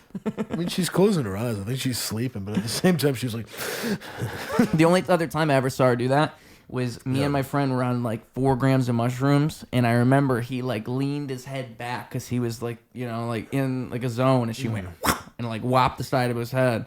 But with that, I kind of understood because like he was tripping. She's like, "Get the fuck out of here!" yeah. Like, I think she just didn't like my vibe, bro. I don't. You know what? And though? that's fair. I'm not even gonna lie. That's fair. Yeah, but she shouldn't be that way. Like, you know, she shouldn't be like that. The cats, you can't train them. I don't get it because like most of the time she's cool. I don't even know what goes wrong. Like I think like when she sees somebody bobbing their head the way she doesn't like. Yeah. That's all it is. Because she wasn't like I've had cats, but I have a cat at back at home, and they don't like they freak out in certain ways. Yeah. Right? And the way she freaked out was not a like, oh my god, this guy's scared. Oh my god, it was literally just a. She's like, fuck you, bitch! Like, get out of my way! Yeah. Stop doing what you're doing. With my friend, she went for his eye. That's crazy. She went for his eye. I remember he closed his eye. He's like, ah! He went, he went like that. It is crazy. I've never had a cat like, especially because she's just been sleeping here, and then she was sleeping over here, and I was stroking her, and then out of nowhere, clocked me.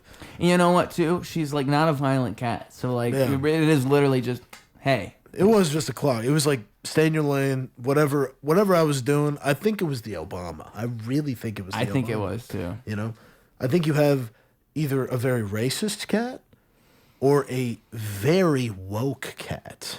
That was like, a white man here should not be doing Obama. Which one do you think is worse? A racist cat or a woke cat? Like, what Well, are you more gay problems? or straight? Back to the main issue at hand. Let's get back to it. I think I'm straight. I'm pretty sure.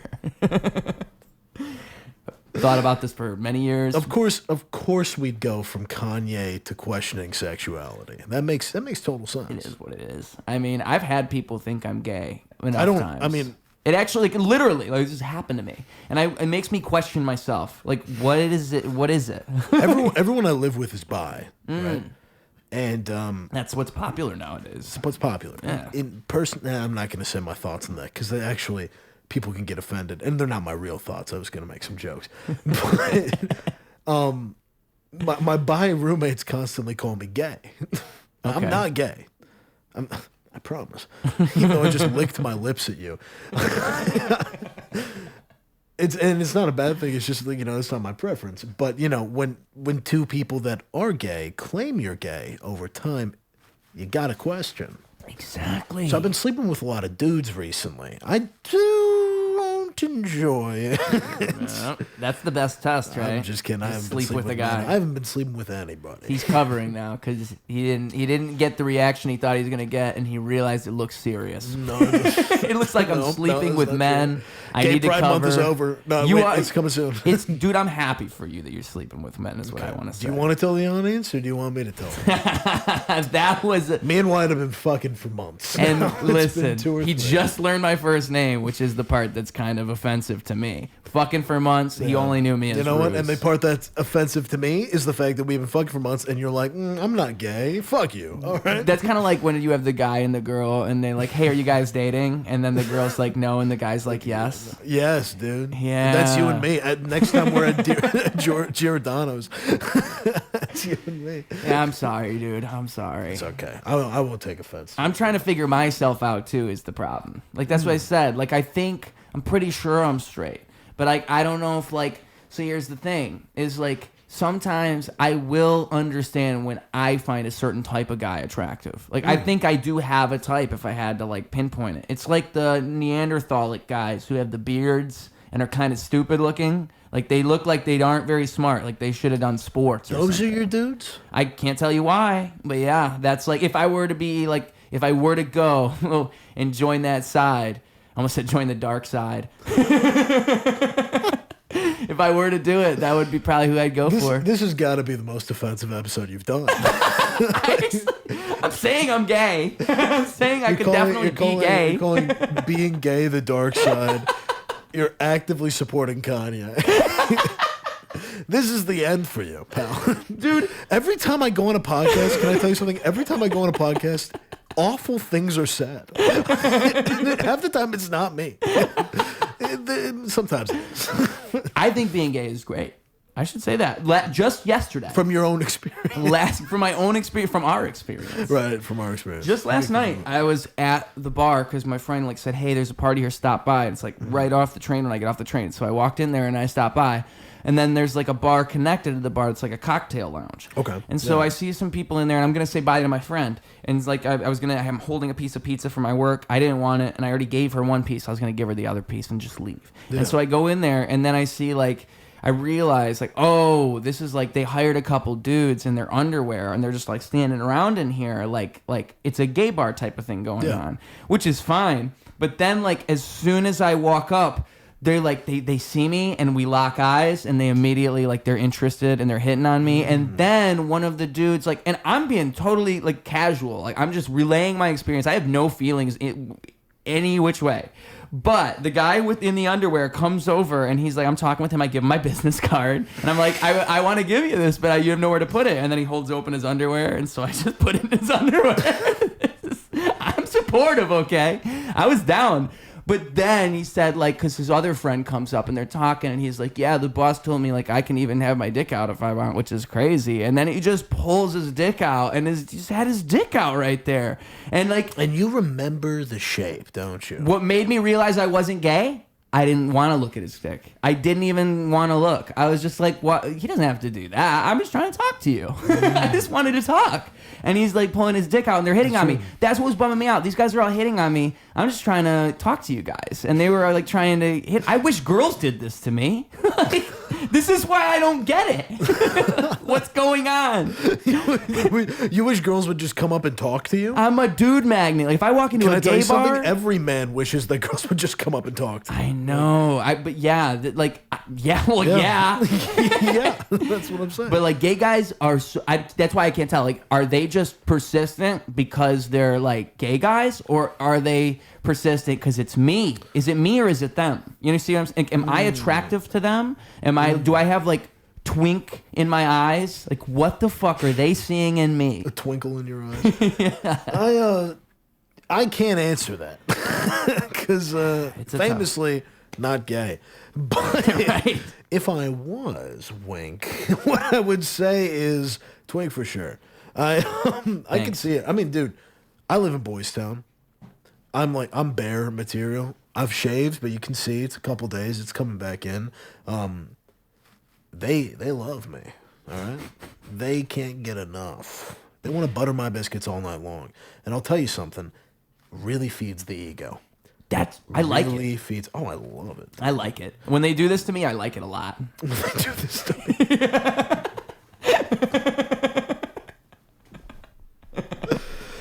None of this is gonna make it. None of this is gonna make the final cut. It's just too. I really do like it though. Like when gay guys hit on me, I'm like, you know what? Like, okay, I still got it, baby. I'm like, but I'm never, ever, ever gonna take them up on it. Like that's the part where I feel like Like I've just never. Until the price is right, dude. You gotta watch out, brother. You're right. You gotta watch out. I have a coworker who's been wanting me to marry him for a long time, trying to get him on the show. And shout out Steve. And he wants me to marry him, and he recently said, like, if we were like laying out the prices, like, how much would you pay? Like, how much do I have to pay you to have sex with me? Because he's really into my boss, but he's also into me, you know. And he actually. So this is like a real thing. He does want to fuck you. Oh yeah. Like if I told him he could, it would happen immediately. Here's what we do. We do a special Ruse Radio. You two, and then if you have any friends that are a couple, bring them on too. I'll host for this bit. We'll do the newlywed game. And if you two win, you have to fuck each other. I don't know. It's risky. 50-50 chance. That's content, though, baby. I'm telling you right now. I told you at the beginning of this that I feel like very corny sometimes. Oh, baby, do I. It's a great idea. This coworker really wants to fuck this guy who claims he is 100% straight. In this newlywed game, we will see who fucks who, you know. Or are the couple just going to go home and fuck like they always do? Exactly. Or is Ruse going to be made a man? Will Ruse finally make it? You should wait to post this episode until Gay Pride Month. What month is Gay Pride Month? Wow. I don't even know. I don't even know either. No, I think it's June, isn't it June? It's coming up because I remember it's right when it gets warm out. Because I remember last year that's what it was. It got warm out, and then the Gay Pride Month was like around the corner, or the Gay Pride like strip, I should say, because there was like a little festival down the street from my apartment, like that they do right when it happens. You're probably right. It's probably June.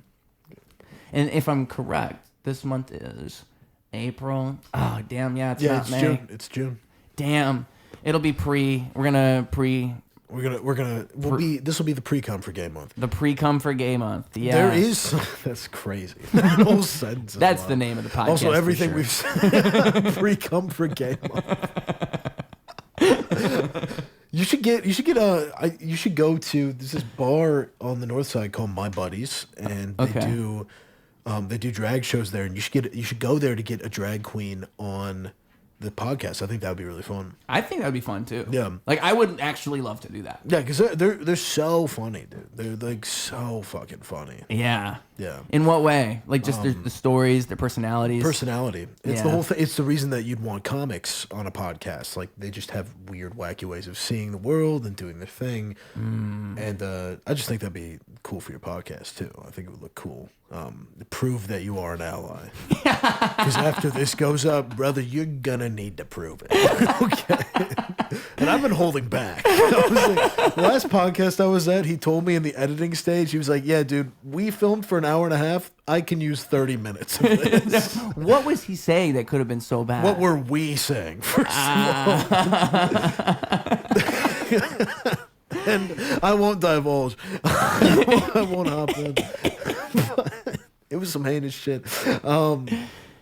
See, but the thing is, like, if it's a comedy podcast, that's what confuses me. Yeah. It's like some comedy podcasts, you can say anything. Like, it seems to me that you can say most things. Like, to me, I think that's kind of what comedy is in general. It's kind of just proving you can basically say anything within the proper context. If you know how to, like, if you will say something and then try to explain it, and you will think through the thought and try to reach its conclusion, you can probably justify saying almost anything.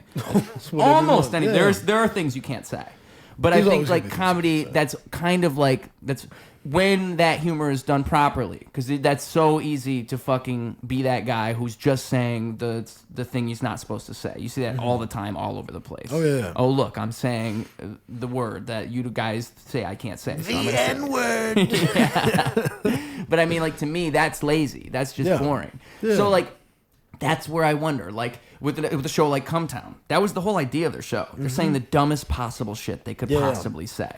So I don't know. I don't know what I could get. I thought the rules on YouTube, because like before it was anything, and then it became there was like two things you couldn't say, and it was the election thing and it was the COVID thing. But now people can say COVID things on YouTube, and I don't know if you can say election things on YouTube. Like these are literally the two times they've ever said you can't say this on YouTube was those 2 issues. Other than that, YouTube says you can say anything. You can do whatever you want. I think. I don't know. Can I support Kanye? Who knows? We're about to find out. This is our test. It is interesting. Drag queen on next week, folks. Next week, please. If you don't like this one, I'll be in drag next week. Just do that. If you can't get a drag queen, I'll come next week in drag. That's a great idea. Do you have a drag name? Big Shiesty. No. Ooh, that's really good. First one came to my mind. I really like that. Either that or Pop-Tarts with a Z. Now, I don't know. Fall off on Pop-Tarts? I just think that might appeal to the wrong audience. Like to children? Yeah. How did we both go there? I don't know why, but like when I hear Pop-Tarts with a Z, I just think like that's like a username of a 7-year-old. That's like, crazy because another one of my coworkers today, I was talking about how I want to turn the restaurant into a Baskin Robbins. Of course, as you would. As you would. It's a great idea. These guys, even my managers don't understand my genius. You're ahead of the game. I'm ahead of it. And when I am owning that restaurant and it is a fucking Baskin Robbins, they'll all be sucking my toes. That's all I got to say. Either way, I was telling them how I want to make it Baskin Robbins, and then my manager was like, "Oh, dude, you'd be like, what's that guy from Subway? Jared? You'd be like Jared." I was like, never fucking in public call me Jared from Subway. Do you remember what he did, bro? Role model. Roma. No. Hold on. What exactly was it that Jared did? I know he fucked up his whole thing, but I can't remember the details. You don't remember? He was caught with terabytes of child porn on his computer. No, it was that bad? Oh, yeah. Oh, man. And they brought him to county jail, and now he's playing Hide the Submarine with Tugboat. Fuck. And Big Shiesty in jail. Yeah, right. You know what they do? You know what they do to those pedophiles, dude? They are not friendly. No, they're not. Or they're a little too friendly. It's one of the two. Shout out Steve from work.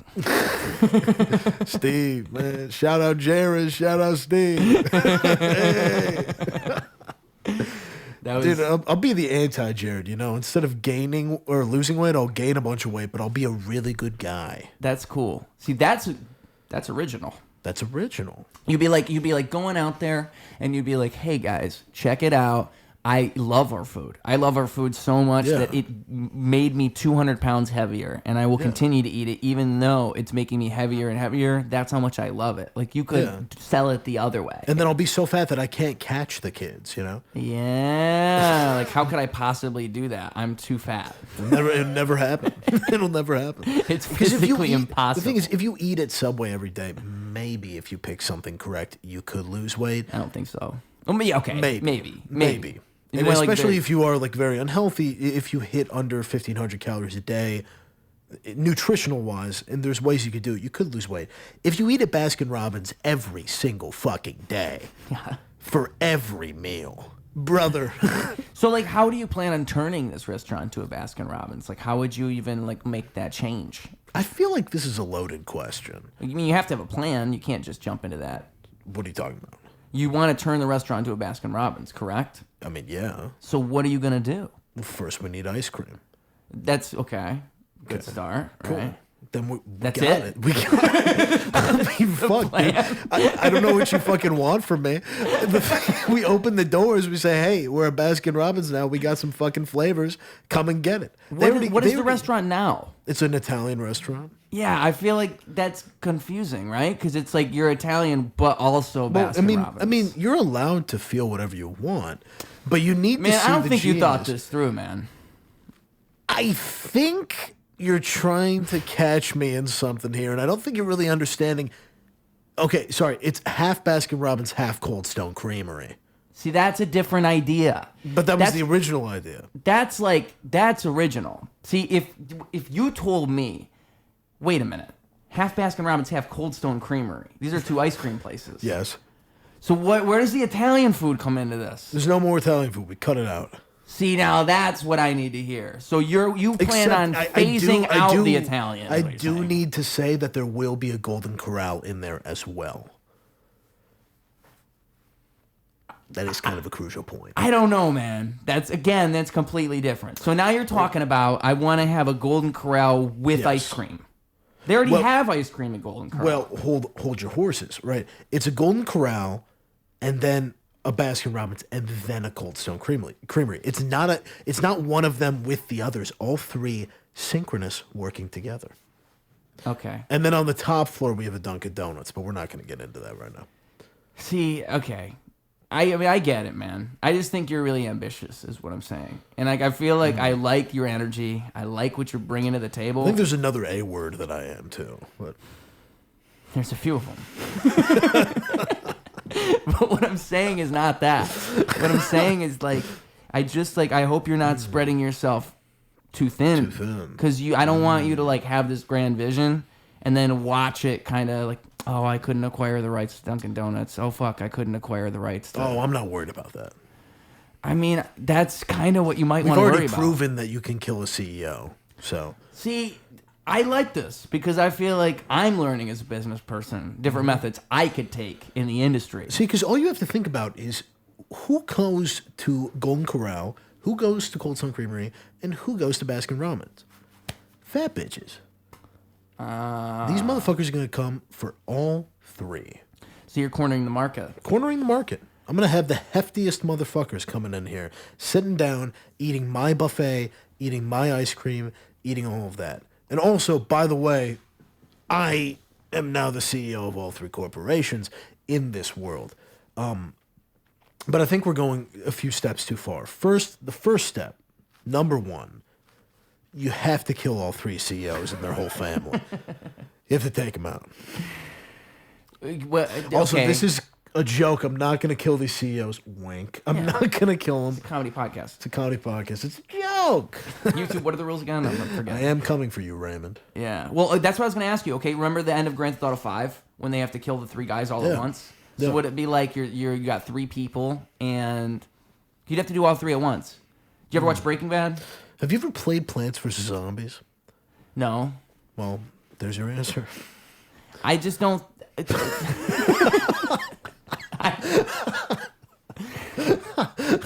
That means absolutely nothing. I have seen Breaking Bad. Yeah. So in Breaking Bad, you got the scene where Walt's watching his watch, and you got all 10 dudes, bing, bang, bang, bang, bang, bang, bang, and boom, all at once. Cornered the market. Yeah, but dude, like, I just...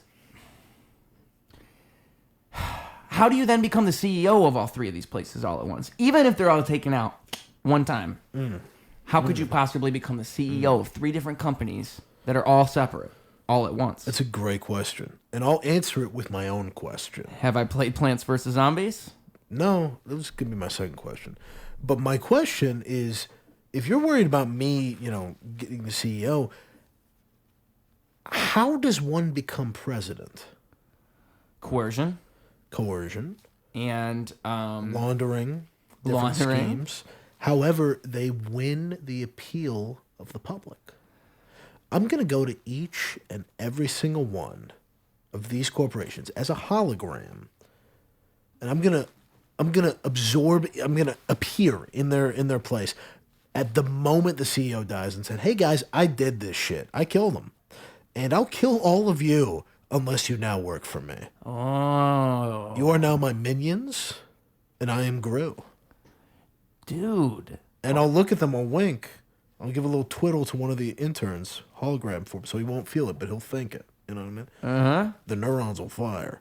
I'll give a little twiddle, and then it's history, dude. And then I sell every single location of all three and just put all of my money into this one Italian restaurant. And that's the plan. That I totally made up before this and didn't just think of right now. I've been planning this for my entire life. Dude, I think you just might be onto something. It took a minute for you to convince me. I think I need to go back on my medication. Can I be serious for a moment? I've been off it for a while. You don't want to be a Kanye now. Don't want to be a Kanye. Gotta be careful. My manager's got to put me back on that lift, bro. What's the medication? Is it like you got a giant, like, are you like the one of those guys with 10 pill bottles inside of the cupboard? You one of those guys with 2 pills? I don't have any medication. I don't take any medication. That's arguable. Lots of things could be considered medication. I like Diet Coke. Like what? There you go. There I go. Have you been drinking Diet Coke? Is that the same lately? as acetaminophen? Is that Maybe, same man. as morphine? In this comparison, maybe. I mean, I drink Mountain Dew 2 liters daily, sponsor. and when I stopped drinking that Mountain Dew, I might have been Shit changed. happens. Mm-hmm. Primal comes out. Yeah.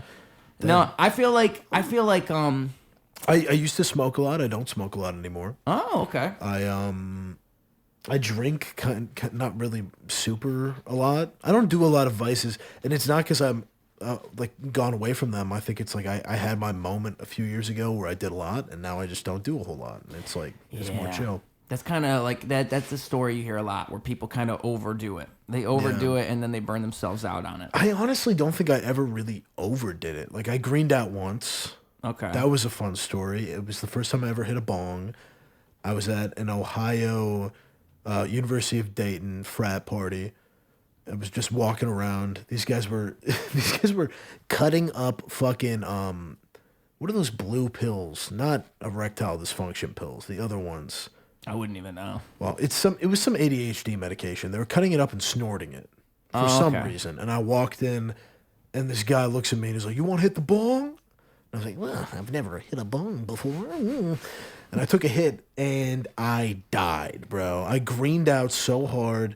Everyone in the house went into the basement, and I was up alone on the couch watching the Joe Rogan Experience by myself for 2 hours. Fucking like watching this shit happen. Anytime someone would walk up the steps, I would sit up and be like, "Hey, how are you?" Like, anyone in their right mind would look at me and be like, "This guy's fucked right now." And I remember I finally came to. I came back into the world, and I realized, oh man, I got a yak. I'm gonna puke my brains out. So I run out to the side of the house, and I start yakking all over the side of the house. And this girl I knew from high school walks out, and she's like, "Oh, Jim, how are you?" And I was like, "Hey, man, how you doing?" And she left the party. And yeah, at that point it was like 4 a.m. and my friends were like still awake playing Pong in the basement, and I was just like, "Well, I'm back, gang." Yeah. Had a bit of an experience, a Joe Rogan experience. Yeah. Greened out. I think one time I smoked weed that must have had something else in it. That's the only way this could have happened. Because I remember, we had smoked the weed, and then it was I want to say I was in, 9th grade. I was younger, so 15. And his mom got home, and so it's like, "Oh, we need to go up to your room." And I had a bowl of cereal because I was pouring a bowl of cereal in the kitchen. And it's like my vision was literally fading in and out. Damn. I couldn't properly process what I was doing. And I spilled milk everywhere trying to get up to his room. Oh, shit. But dude, I've never had weed do that to me ever except that one time. So I'm pretty sure I was drugged. I think That's insane. Yeah, that's probably what happened. Because what the fuck was that? Yeah, and I remember being that age thinking, I guess I just got really high. If you're doing one hit and you feel like you're on the moon, dude, it was either no tolerance or there's something in there. You should always be able to see. Never always be able to feel. Touch has always been my thing. Seeing, whatever. I'm practically blind. I have to wear glasses, so I'm practically blind all the time.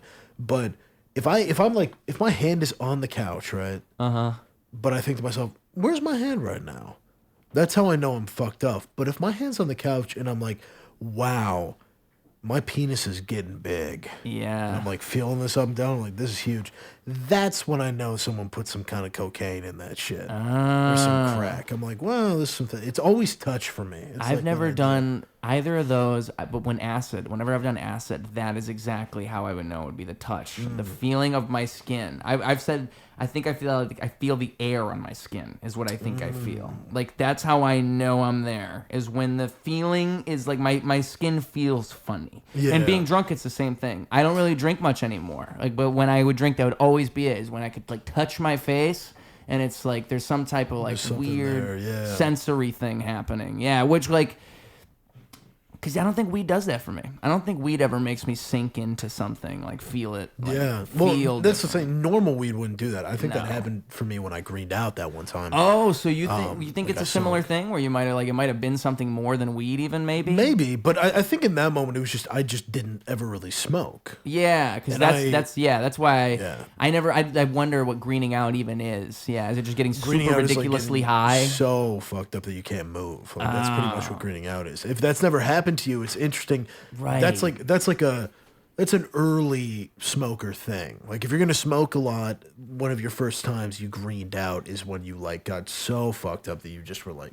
Well, have you ever past that, seen basically. on Joey Diaz's podcast? I forget who his producer is. Dude, I fucking love Joey Diaz. He's a fucking guy. That's You know, pretty this good. cocksucker. You fucking love That's him. pretty impressive. Yeah. He's cool. I like him. But what is the fuck is his podcast called? Church something church. Yeah, the Church of What's Happening Now, I think. Yes, Yeah. that's it.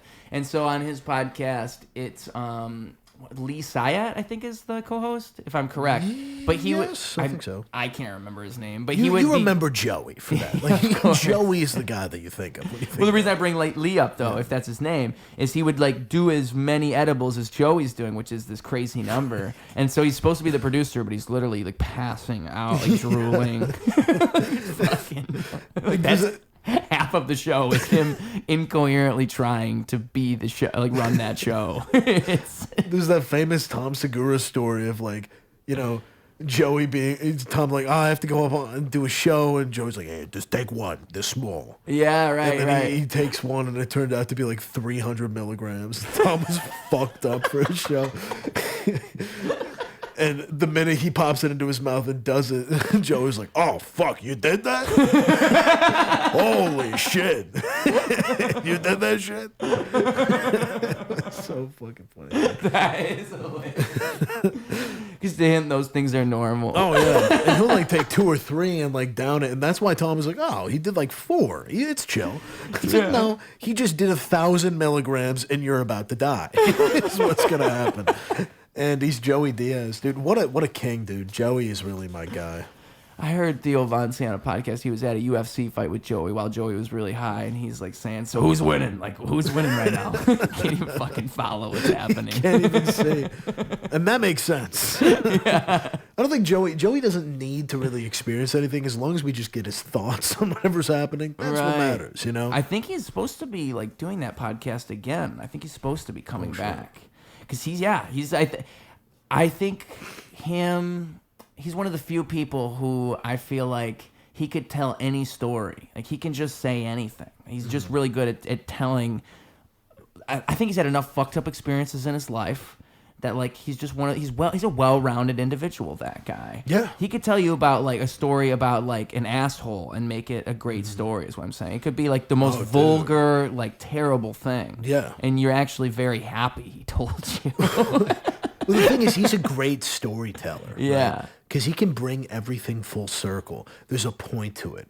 Because he'll be going off, he's like, oh, I was touching a monkey and I had my finger on a taint and we're fucking coming and screaming and crying and all this. And then he's like, but I realized she had the greatest, most beautiful smile I've ever seen on any woman. And it'll start in a place that's like something that you would say to your boys fucked out of your mind at 4 a.m. And it'll end the exact same way because it'll end so sweet and heartfelt. And this is the point of the universe. Yeah. But also, I was fingering her until we both died. Yeah, fingering her monkey. Fingering her monkey.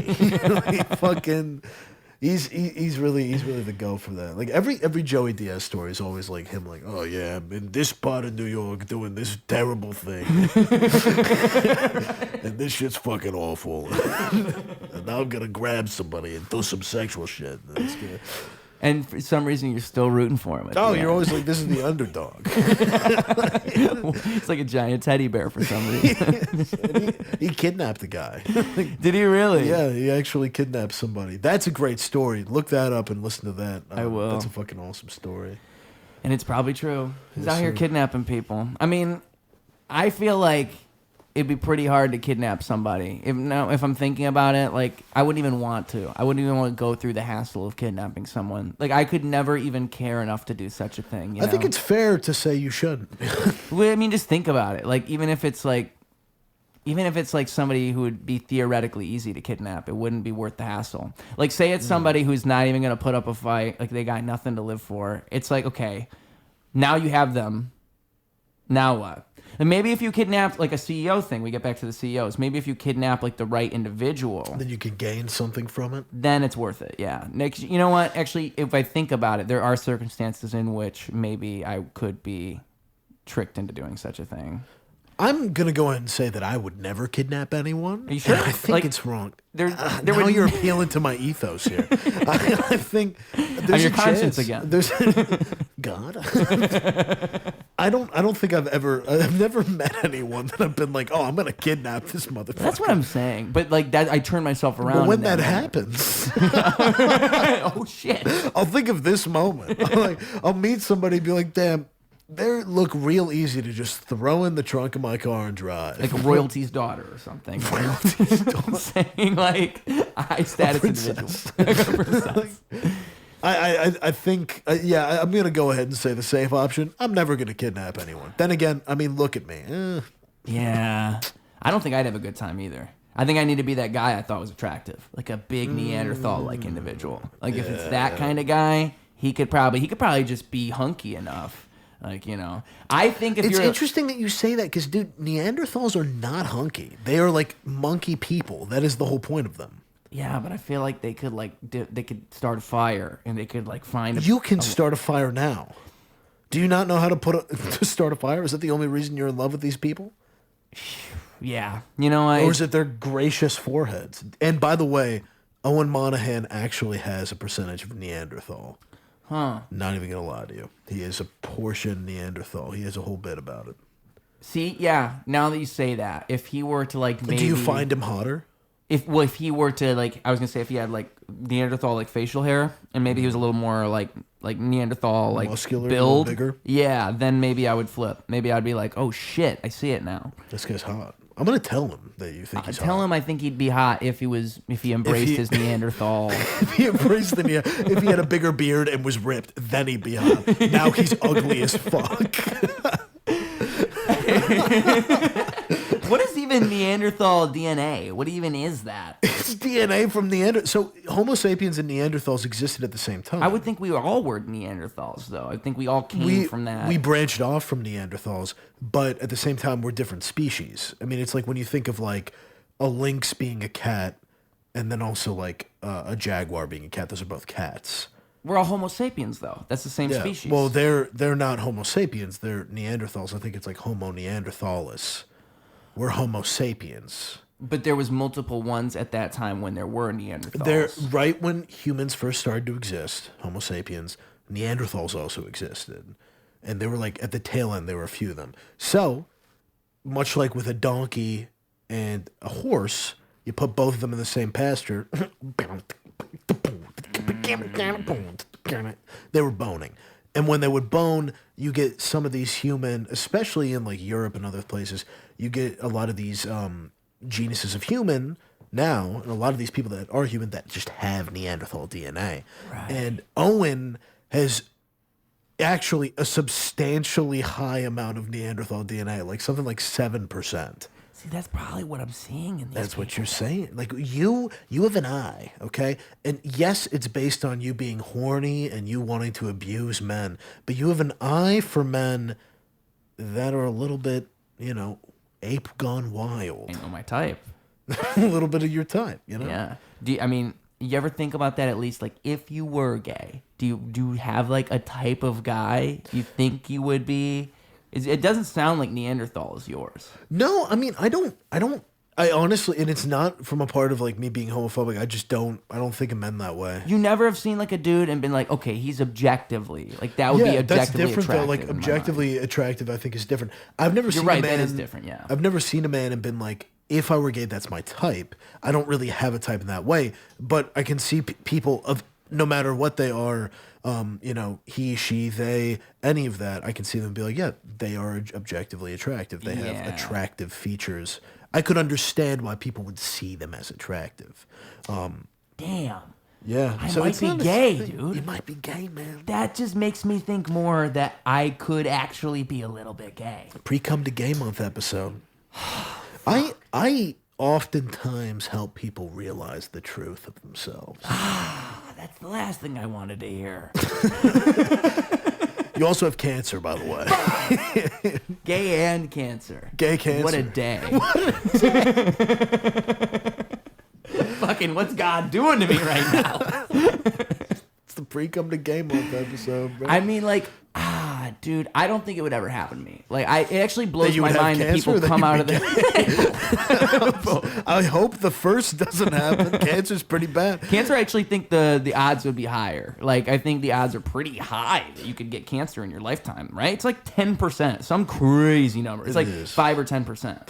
Yeah, dude, it runs in my family. Like, I low-key could grab that shit. Seriously? My sister is a childhood cancer survivor. What kind of cancer? It was a rare nose cancer. It's called anesthesio-neuroblastoma. In the nasal cavities, she had a tumor. So it'd be up here.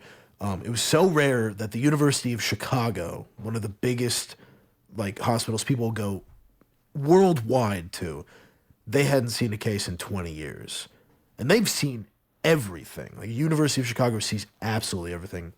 Didn't see it in 20 years. But she survived. She's in remission. She's doing great now. Strongest woman in my life by far. I guess I'll put my mom in there too if she watches this shit. Sorry, Megan. My bad. I guess you get a point too. But Celia Loki beat death as a teenager, so she wins.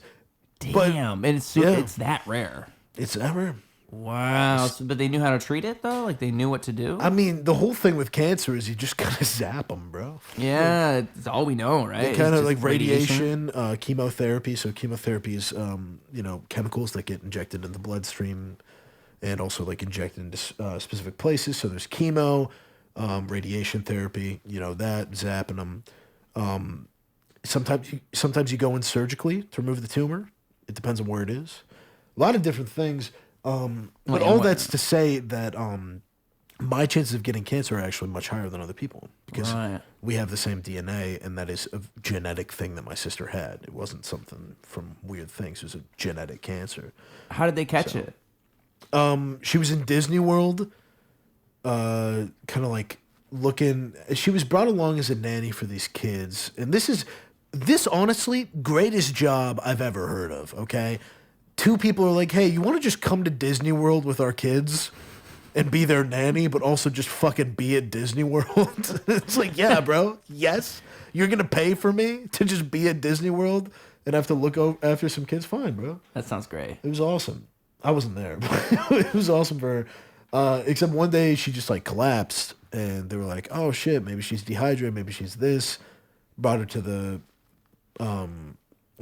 hospital and they're like, oh, she has some weird levels of like sodium and some other things, and upon further it was cancer. They found out, so it really happened out of nowhere. It was crazy, dude. Damn, but they must have caught it early enough though, like at an early stage. If that's it was an early stage, yeah. I mean, it's something like that. Yeah, you can catch cancers like that at late stages, especially with children. But it's a little different. I mean, typically when you have somebody who's older who has cancer and they find out they have like late stages, well, that person is going in constantly for healthcare, so they're constantly being monitored. But at the same time, they're already in bad shape. Right. So if they start to have minute changes where they get worse and worse and worse, you're not going to notice that. Versus like a teenager who's in prime health who suddenly collapses or suddenly like passes out, you can't account that to age. You're like, maybe something's wrong. Right. But then again, that's a generalization. Anything can happen at any time. You know what I mean? No, but that does make like sense. It would be easier to sweep something under the rug if you're getting older. Right. Yeah. Damn, dude, that's scary though. That fucking if it was in your nose. Cancer of the nose? Cancer like nasal cavities, so like all like the tubes in your nose and up here. So it would be like under her eye. Imagine that's like close to the brain too, so that's something you'd have to worry about. Yeah, lots of different things. Wow. Any cancer around your head. But she had learning bad. disabilities before, so, if anything, the radiation helped. Yeah? Knocked it back. It's like the Got her back superhero origins. Cancer gave me superpowers. Cancer gave me a nose job, which it did. Shout out to Celia. Ah, that is a free nose job. That actually is. Not free. Actually, not free. It was not free at all. In Very fact, it was a expensive. very, very expensive nose job. Yeah, probably the most Insurance expensive was not one. happy about that nose job. Oh my god, dude. I don't know what I would do if I was told I had cancer, like truly. Because I think like it's one of those things in life where you think you know what you would do, but I don't think you could ever properly predict what your reaction would be. You know, it's like if someone dies and it's a traumatic like change in your life. It's like, oh, holy fuck. Like I have to reevaluate every single thing up to right now. Cancer is one of those few things that could do that to you. I think my life would just become like a country song. You know what I mean? In what way? Like, like there's those songs that just kind of like, there is that song that's like, I went skydiving, I went Rocky Mountain climbing. I would just do that shit. I would just be like, man, I'm about to die. I'm gonna do some shit now. Like, that's all I would do. Jump out a plane, bruh, swim in a creek, go way down yonder to the Chattahoochee. Ooh. There you go. That's a good one. I just like, okay, but then you have to figure out all the things you have to do. Like, it'd actually be hard to decide. So jumping out of a plane, of course. With no parachute, I'm just killing myself. Well, But you do it in a way that's spectacular. And film it. And this is only if I have like final stages of cancer, like there's no way I'm gonna survive. Then I'm gonna kill myself in a way that is like epic. That the world remembers. Jumping out of a plane into a live volcano strapped with dynamite. I'm pretty sure that's from Despicable Me now that I say it out loud. that's a great idea, though. But yeah, that's what I'm saying. Like massive boom, just kill an entire town where the people Pompeii their ass because I'm dying, dude. I don't know. You need a lot of TNT. You could just be strapped with TNT. Well, but if it's an active volcano or a slightly active volcano and you give it that much of a big blast, it could actually erupt. Okay, you have to do it in a way where they don't see it coming. Because at first I was thinking you're going to advertise this. It's going to be a big event. Oh, I am. But what are they going to do? Well, if they are worried you're going to erupt the volcano, they'll probably try and stop you. Yeah, and if they stop me, they're just going to kill me. I'm already killing myself. Right. But If they shoot me through the air, guess what? I explode, but I'm still going straight for the volcano. But you're not going to make it to the volcano. You just explode. Do you remember, did you ever watch Captain America, the First Avenger, the first Captain America movie?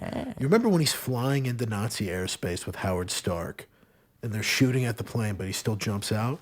That's me, brother. Okay. Except instead of a vibranium shield, it's 2 to 3 tons worth of TNT that is making me hurtle to Earth like a meteorite. And You're going to drop like a brick. I'm dropping like a brick, brother. And I got the Masayoshi Takanaka surfboard guitar, and I'm ripping that shit as I go down. Damn. Like I'm flying down. At that point, people are just going to be like, you know what? If anything will kill me, I want that to do it. Yeah. That's what I want. You just start a chain of volcanic eruptions around the world. That would be crazy. That would be pretty bad, actually. Yeah, that's me maybe just ending a lot of the population. We need it, though. Well, a little bit of population control wouldn't be terrible. I'm saying. Little bit. The Thanos snap, objectively, not a terrible idea. The problem with the Thanos snap, I think, is that, like, I don't know. I feel like there has to be, like, how could you possibly determine? Like, is it just best at random? Maybe that is the best part of the snap, is it's random. Maybe that's what I you think. need. That's what I'm saying. I think that's like, there's no good way to do it. It's either we have to be objective. Okay. It's just we have to be objective or we have to be random. Because if you're going to choose anything other than random, you're choosing things for a reason. There's like when Bill Burr went on like one of the late night shows and said that the Thanos snap should kill everyone who goes on cruise ships. Great idea. I'm all behind it. But at the same time, you're being objective. Like you are choosing the cruise ship people to die. Yeah, which includes my mother, actually. My mom's a cruise ship person. She's a cruise ship? What kind of cruise ships does she go on? She likes going to, like, the Caribbean islands and stuff like that. Do you know which one? Because this actually says a lot. You know how people say that zodiac signs say a lot about your it's what cruise ship you go on. She doesn't go on, like, the super cheap ones. I don't think she goes on, like, the super cheap ones, but I actually couldn't tell you. Does she go on the singles cruises, though? What are those? Those are the spicy ones, bro. Those are the ones that are like really nice and luxurious, but you go there to bone. Oh, no. Is your mom boning? No. Absolutely not. How do we know? I sure hope not. I mean, she invited me on a cruise once, so this would be bad. Shit's getting wild. I don't Wet know. and wild. She ain't going on like no Disney cruise either. There must be something in the water. I do know though, like the cruise ship industry, there's layers to it for real. Because there's Disney cruise, and if you go on Disney cruise, you're trailer trash. Yep. Even though they're expensive, but still you're trailer trash, in my opinion. I've only been on one cruise. I went on, I think it was a Royal Caribbean one. It was really nice. That sounds familiar. They had a lot of cool shit on it. There was like a casino in the bottom. We stopped in the Bahamas. We stopped at this one island that was just like a resort island. It was fun. It was definitely the fattest and whitest I've ever felt. I was in a fucking... There was this swim up bar. I felt like a beached whale. I'd swim up to this bar, bro, get free daiquiris, pound them back, chips and salsa. I basically got bitches rubbing my titties, bro, but not the lunchroom way where they're slapping them. The good way. The good way where I'm enjoying it, dude. I felt like I was from a Biggie album cover, you know? Like I was in one of his fucking music videos. It was crazy. It was way too much power. That's what a Caribbean cruise could do to a man. Dude, a Caribbean cruise turns a white man into God. Yeah. Okay? Quote me on that. That's the new name of this episode. Caribbean cruise turns white man into God, pre-cum to gay month. Let's use the whole thing. Use it all, dude. Yeah. I can understand that, actually. I think I should go on a Caribbean cruise. I always heard those things about, like, don't wander too far on the island, you'll get your head chopped off. That was what I was afraid of, kind of. Yeah, but the whole island that we stopped on, first we stopped in two places. The first is Nassau, which is the famous pirate town in the Bahamas. But Nassau is also just a trailer. You ever been to the Wisconsin Dells? No, but I've heard a lot about it. Yeah. That's Nassau. It's like if you wander too far into the Bahamas, like you'd have to go 100 miles in, and even then, they're just people because it's the Bahamas. Right. The other island we were at with that swim up bar, that was an island that was bought by Royal Caribbean, so the entire island is theirs, and the entire island is like every part of it's a resort. There's no tribal people. There's none of that. It's just a white-owned island. Kind of defeats the purpose. I thought, like, with the cruise, it's an island. I don't know what you want, bro. You think every island has to have like tribal people that will kill you? I just thought you were like experiencing another culture when you go on a cruise. I thought that was the point. That's the funniest joke you've made all night, bro. You do not go on a Royal Caribbean cruise to experience anything other than white culture. I thought, though, that was the fake sell they gave you. Oh, no. They tell you, hey, you're going to experience the culture of the Caribbean. If they do, there's a chance they could do that. And if they do, they're lying. They're wrong. One of the bars on the boat was an Irish pub. It's just whites on tour, basically. For real, bro. It's whites on tour. There was an English pub. There was an Irish pub. Everything. Like, fuck, bro. I was drinking mudslides. You know what a mudslide is? Yes, I think so. Yeah, it's a chocolate shake with vodka in it. Yup. Nothing gets whiter than that, brother. That's the whitest drink alive. Yeah. It's insane, dude. I recommend going on cruises. My dad, he goes on the ones that go across to England. He goes on like the fancy ones with the jazz clubs. That's actually whites on tour. Yeah. But whites with money on tour.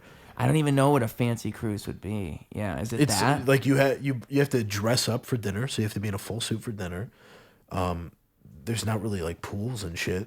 You're just on a charter. There's a lot of like fun things you can do, but it's like two different things. Like you have to want to experience that. And like, I mean, look at me, bro. I'm in a shirt with a bunch of dinosaurs on it. I'm like, I'm not that kind of guy. My dad was like, we should go on one of these cruises. I'd be like, you should come with me to the Caribbean. And we should just be hammered 24/7 with our shirts off like God intended. Yeah. What are we doing here? right. 2 bottles of white wine and the stars. I wouldn't want to go on a cruise where I feel like I'd have to see. It sounds nice in the sense that like everybody's going to behave and we're going to try to have a good time and all that. But the part that doesn't sound nice is I feel like I want to like let loose on a cruise. Yeah. I don't want to do that. I don't want to like you have to dress up and be worried about being formal. Oh yeah. I want to like fuck around. We're on a cruise. Do my shit. Yeah. It's a fucking cruise. Like I feel like the whole we should be having fun. Like if I was ever gonna drink, it would be on a cruise. Like if I were to reignite the inner alcoholic within me, it would be on a cruise ship. Like, Oh fuck yeah, dude. why? But you can't do that if you have to be like formal. I feel like you can't get drunk all the You time. can. It just has to be different. You know, it's like, oh, I got to drink an old fashioned or a Manhattan. It's not like, oh, I can have like 3 strawberry daiquiris. And I don't all like this. that. And you know what? I agree. Yeah, but both are fine. I think you and I were truly meant to just be a bunch of Floridian guys, brother. I think you and I, same cul-de-sac in Florida. I think we're both grabbing gators by the tail. I hope so. You hope so? You hope that's the future? I mean, like honestly, man. This is the first time I've ever spoken to you, and it's been 2 hours. And there's something very visceral about how we connect. I can't even describe it. There's something soul bonds us here. You think it's the Florida in us? I think it's deep racism. I think at some level, I didn't know you knew that about me, dude. I know it about everyone. You just felt it. It was an unspoken truth. Your name's Wyatt, okay? Yeah, It's like, that's bad a southern, lineage. that's a southern, come on. You know, my name upsets me because, like, I always say this. If you look at a chart, dude, and I've proven it now. I know it's actually real. I used to just say it, but now it's like 1980 to 1990 to 2000. It went like boop, boop. Like, it just goes straight up. So there's a whole bunch of us. There's a whole bunch of us. And I think I don't know what the fuck it is. I don't know what happened. My name is James. Okay. See, James, Has been everywhere forever. I think you're right. I would wonder about that. Everyone's James. James has been one of the most used names in all of time forever. Literally. And it will There's be. no arguing it. It just is, right? It is. I mean, before England. Yeah. I mean, even back then, there's Sheamus, which was James. There's some like older versions. Like it's around. Sheamus was James? Sheamus is James. Yeah. How the fuck? They're not even close to each other. Sheamus, James. Oh my god. Sheamus, James. I guess. Yeah. James. Oh, because James is James. James. Yeah. I guess. Is that really how It that? is. Well, no. I never would have made Irish, that the connection. Gaelic translation. So funny that the Irish language is Gaelic. It's pretty bad. It's not bad. Hold on. Well, it's like not calling bad. cigarettes faggots. Like it's the I mean, yeah, that's Maybe a little we should worse just- because people do consider that slur to be a slur, Right. So that is legitimately thing. And both of these lie within England. What we're talking about, it's all England. yeah. But yeah, no, That's Seamus probably where is my the brain Gaelic makes thing. the connection. Seamus, but Gaelish Seamus. It's the Gaelish version of The Gaelic version of James is Sheamus. So Sheamus. if you ever meet an Irish man named Sheamus, his name is actually James in English. That's where they got it. Oh. So you learned something new on Ruse Radio. Yeah, it's an educational episode. Seamus and Jameis is honestly like some information I don't. Again, I would have never guessed that. Not even ever. That's would why you I can call guess me that. Shim too. I can call you Shim. You can call What me is that? The Shim. Chinese version of your name? No, it was just Sheamus and James. You know, James to Jim, Sheamus to Shim. But Obviously. again, and this is why you wonder why I realized that deep-seated racism with you. Yeah. You hear Shim, you're like, oh, Chinese. I'm feeling a little kung pao myself. I love Chinese people, by the way. I love the food. Panda Express, Kung Fu Panda. Not even that. Okay, around the corner, there's a Chinese restaurant right there, and their food is like it's $10 for some orange chicken, and you get the authentic experience. You call Golden them. Corral. No, get your mind out of the gutter. Yes, It's called sir. fucking China Get my Palace. mind out of that corral, brother. You're gonna have to pull me out.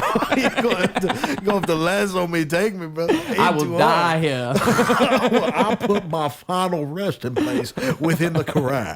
Golden Corral gave me me food poisoning once. And I remember I left there. Corral taketh and giveth away. Dude, I was like bad. Like I was on my way home. Like I called my dad because I was there with him. I'm like, "Are you okay? Because I'm feeling pretty sick, Dad." And he's like, "You know what? I feel pretty sick too." It's like, these motherfuckers. Y'all were dipping into the shrimp. I think it was the steak.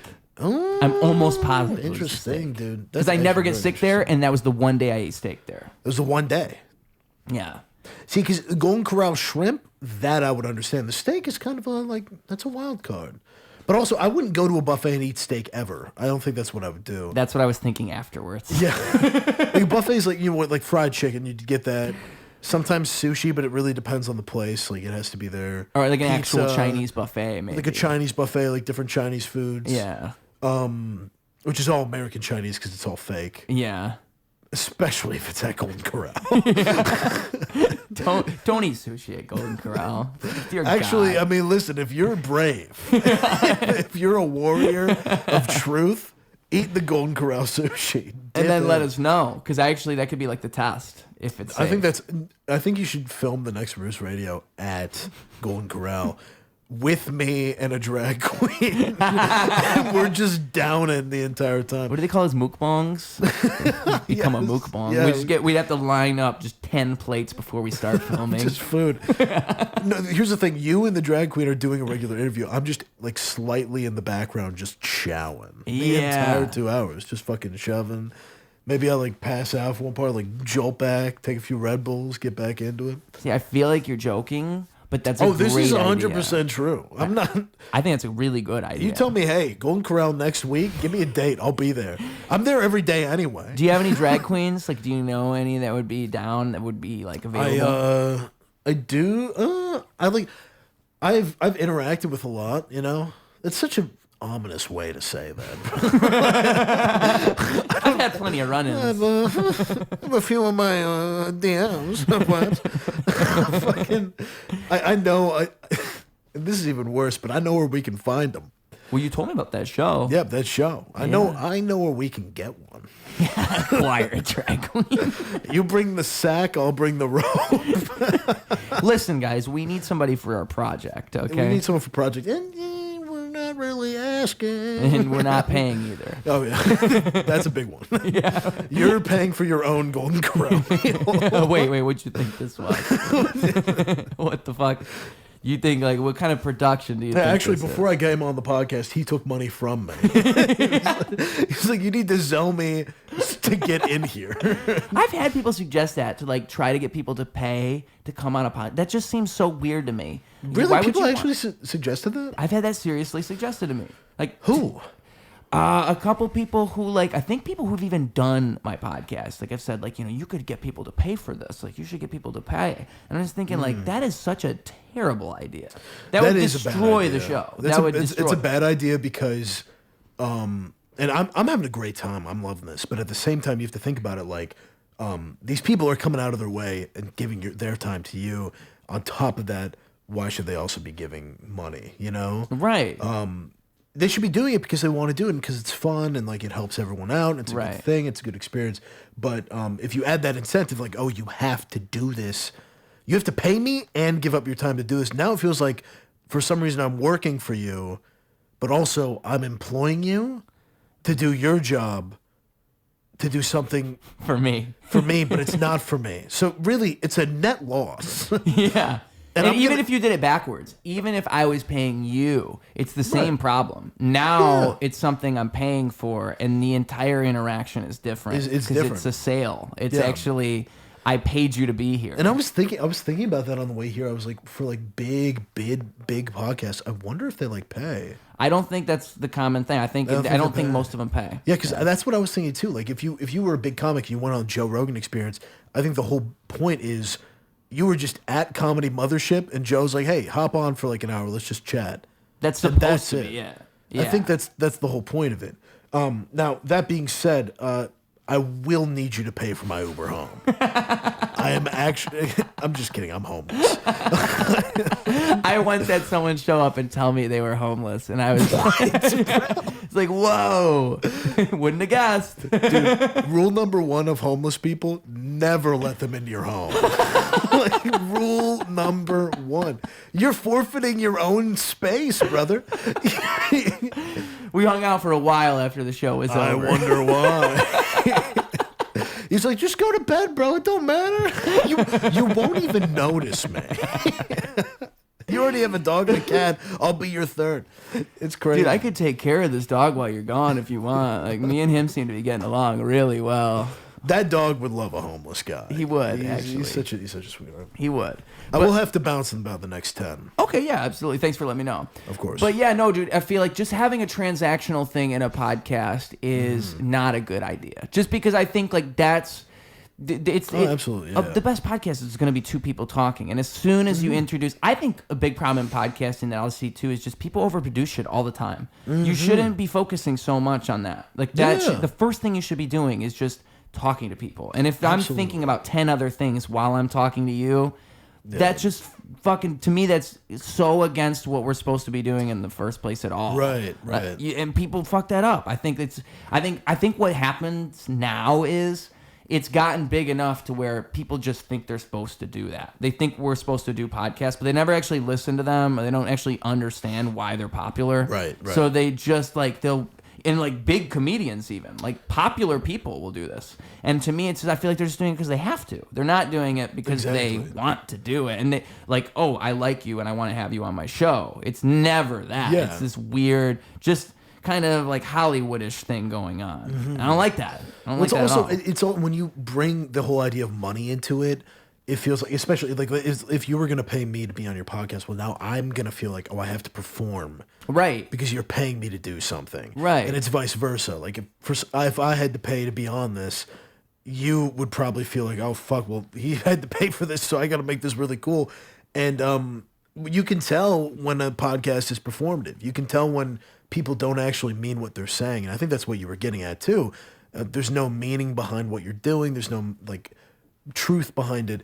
When you and I are sitting here and we're talking about Kanye, and then we're questioning whether you're gay, and then we're talking about how I'll kill a bunch of CEOs. Volcano, don't forget the Volcano. Volcano was later. I was going chronologically. Oh, my bad. When we're bouncing between this shit, none of that is performative. I would never say this shit to somebody who's paying me. I don't go up to my boss and say, "Hey, buddy, are you gay? Because you look gay." Also, I love Kanye and you're racist. I would never say that to him. How you feel about gay history, boss? You want to find out? By the way, we've been sleeping with each other for 3 months now.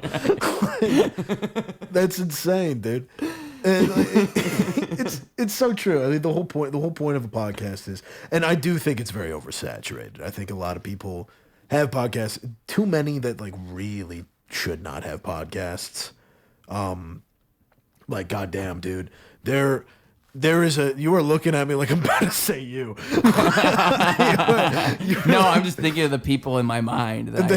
You think of, dude, there's so many people that like just don't have anything to do. They don't have anything to say. And like, even though the whole point of a podcast is you don't want to plan shit out to say, there's magic with certain ones. Yeah. There's like a way that they work. And then some people get on a podcast and it's just like, what'd you have for breakfast? Right. Right. It's just so fucking dumb, dude. I think what a podcast is supposed to be is like, really there's something that happens when 2 people talk. Like if you're a good conversationalist, if you know what you're doing, or at least if you have a good personality, what's going to happen is you're going to communicate with people and you'll pull something out of them that they couldn't have done themselves. You couldn't have done it yourself. Yeah. That's kind of the magic of a great conversation is it's absolutely. 2 minds meeting to find something in between. And if you're somebody who can do that consistently, you'll probably have a good show. And that's just talking to people. That's the base level skill that you have to have. And I think like there are people who get into it that don't do that. They don't actually do that part. Like, and it makes me think they don't even understand what the thing even is. It's like I'll see rap music that's like that, where you're making rap music, but you're not being like lyrical. And in my mind, you're immediately, that's not even what the thing is to me. When I hear rap, I'm like listening for the wordsmithmanship, whatever they call it. That's what I'm looking for. That's true. I mean, that's what it is. You're looking for the heart behind it, and you're also looking for like the craft and the ability to do the craft. it. That's a and good it's way like, to put I mean, like, you know, Larry June. Yeah. Yeah. I like Larry June a lot. The actual lyrics that he writes, dude. I was listening to a song earlier, and he's like, woke up in the morning, got myself a bagel. Fucking awful bar. Like, that shit was fucking awful. But the way that he says it and the beat he crafts behind it, and it's his kids, like, he has something magical that you want to see. Going back to the very beginning, the first thing we were talking about, these comics in the scene that have these interesting ways of doing it. Everyone has something special, and I think the whole point of a podcast is to showcase what these people can do. Yes. Or the other half is, if you have a themed podcast, it's to do whatever your theme is, you know? Yes. I'm going to talk about true crime. I'm going to talk about, you know, gooning Olympics. I'm going to talk about whatever. This week we're in Golden Corral. This week we're at Golden fucking Corral. Yeah. You know, we're Might as well just do going it there crazy. from here on fucking out. Honestly, dude, look, you need me. Okay? You need me behind the studio. I could bring some crazy things. Like, let's just do this on top of a building while topless people are just dancing around us. We got a bonfire, and then halfway through, Survivor. It just becomes Survivor. Whoa! Plot Dude, twist. I'm telling you. Look, This is like an M. Night Shyamalan film. I'm Dan Schneider if he were good. And now that they know you're Dan Schneider, but while we wrap this episode up, you got to tell them, one, who you are, where they can find you online, all that good stuff, because they listen to us talk. If they think we're not irreprehensible beings, then they might as well go follow you at this point. Right. I mean, they must buy into whatever I was gonna say, terrible it's smart thing. that you did this at the end of like a 2-hour session, because if any fucks that are still listening, I want them to follow me. these are the scum of the earth that are still listening to this. That's fucking wild. So that, and if you got any lessons, any message you want to send to this scum of the earth, these children listening, these people who need inspiration, they've listened to us talk, and they need one final crumb of wisdom from your lips. What could you possibly say? The floor is yours, sir. Interesting. Well, my name's Jim Balderston. Some people call me Big Jim. Some people call him Big Shiesty. Some people do call me Big Shiesty. My Instagram is balderston.jim. Him. I run Comedy You Deserve. Instagram is Comedy You Deserve. It's a production company. We produce shows all over Chicago. We have April 18th, Windy City Wit coming up, hosted by my good friend Jenny Weaver. Super funny. All-female comic lineup, and they're super funny, too. I know people say women can't be funny, but that's not true. That rhymed. That's cool. I'm Dr. Seuss. My last piece of wisdom for you guys. The thing is, life is hard, right? Much like a penis. And much like a gooner, you can never stop before you're done. Hang on for one more minute. Keep pushing. And at the end, dude, maybe you'll orgasm. Also, Mom, if you heard that, I'm sorry. I'm a good boy. Something good. Oh, also, don't kill yourself. That's a good one. Don't kill yourself. Don't do that. Don't kill yourself. Keep tugging, keep stroking. Something good is coming soon. With all that being said, folks,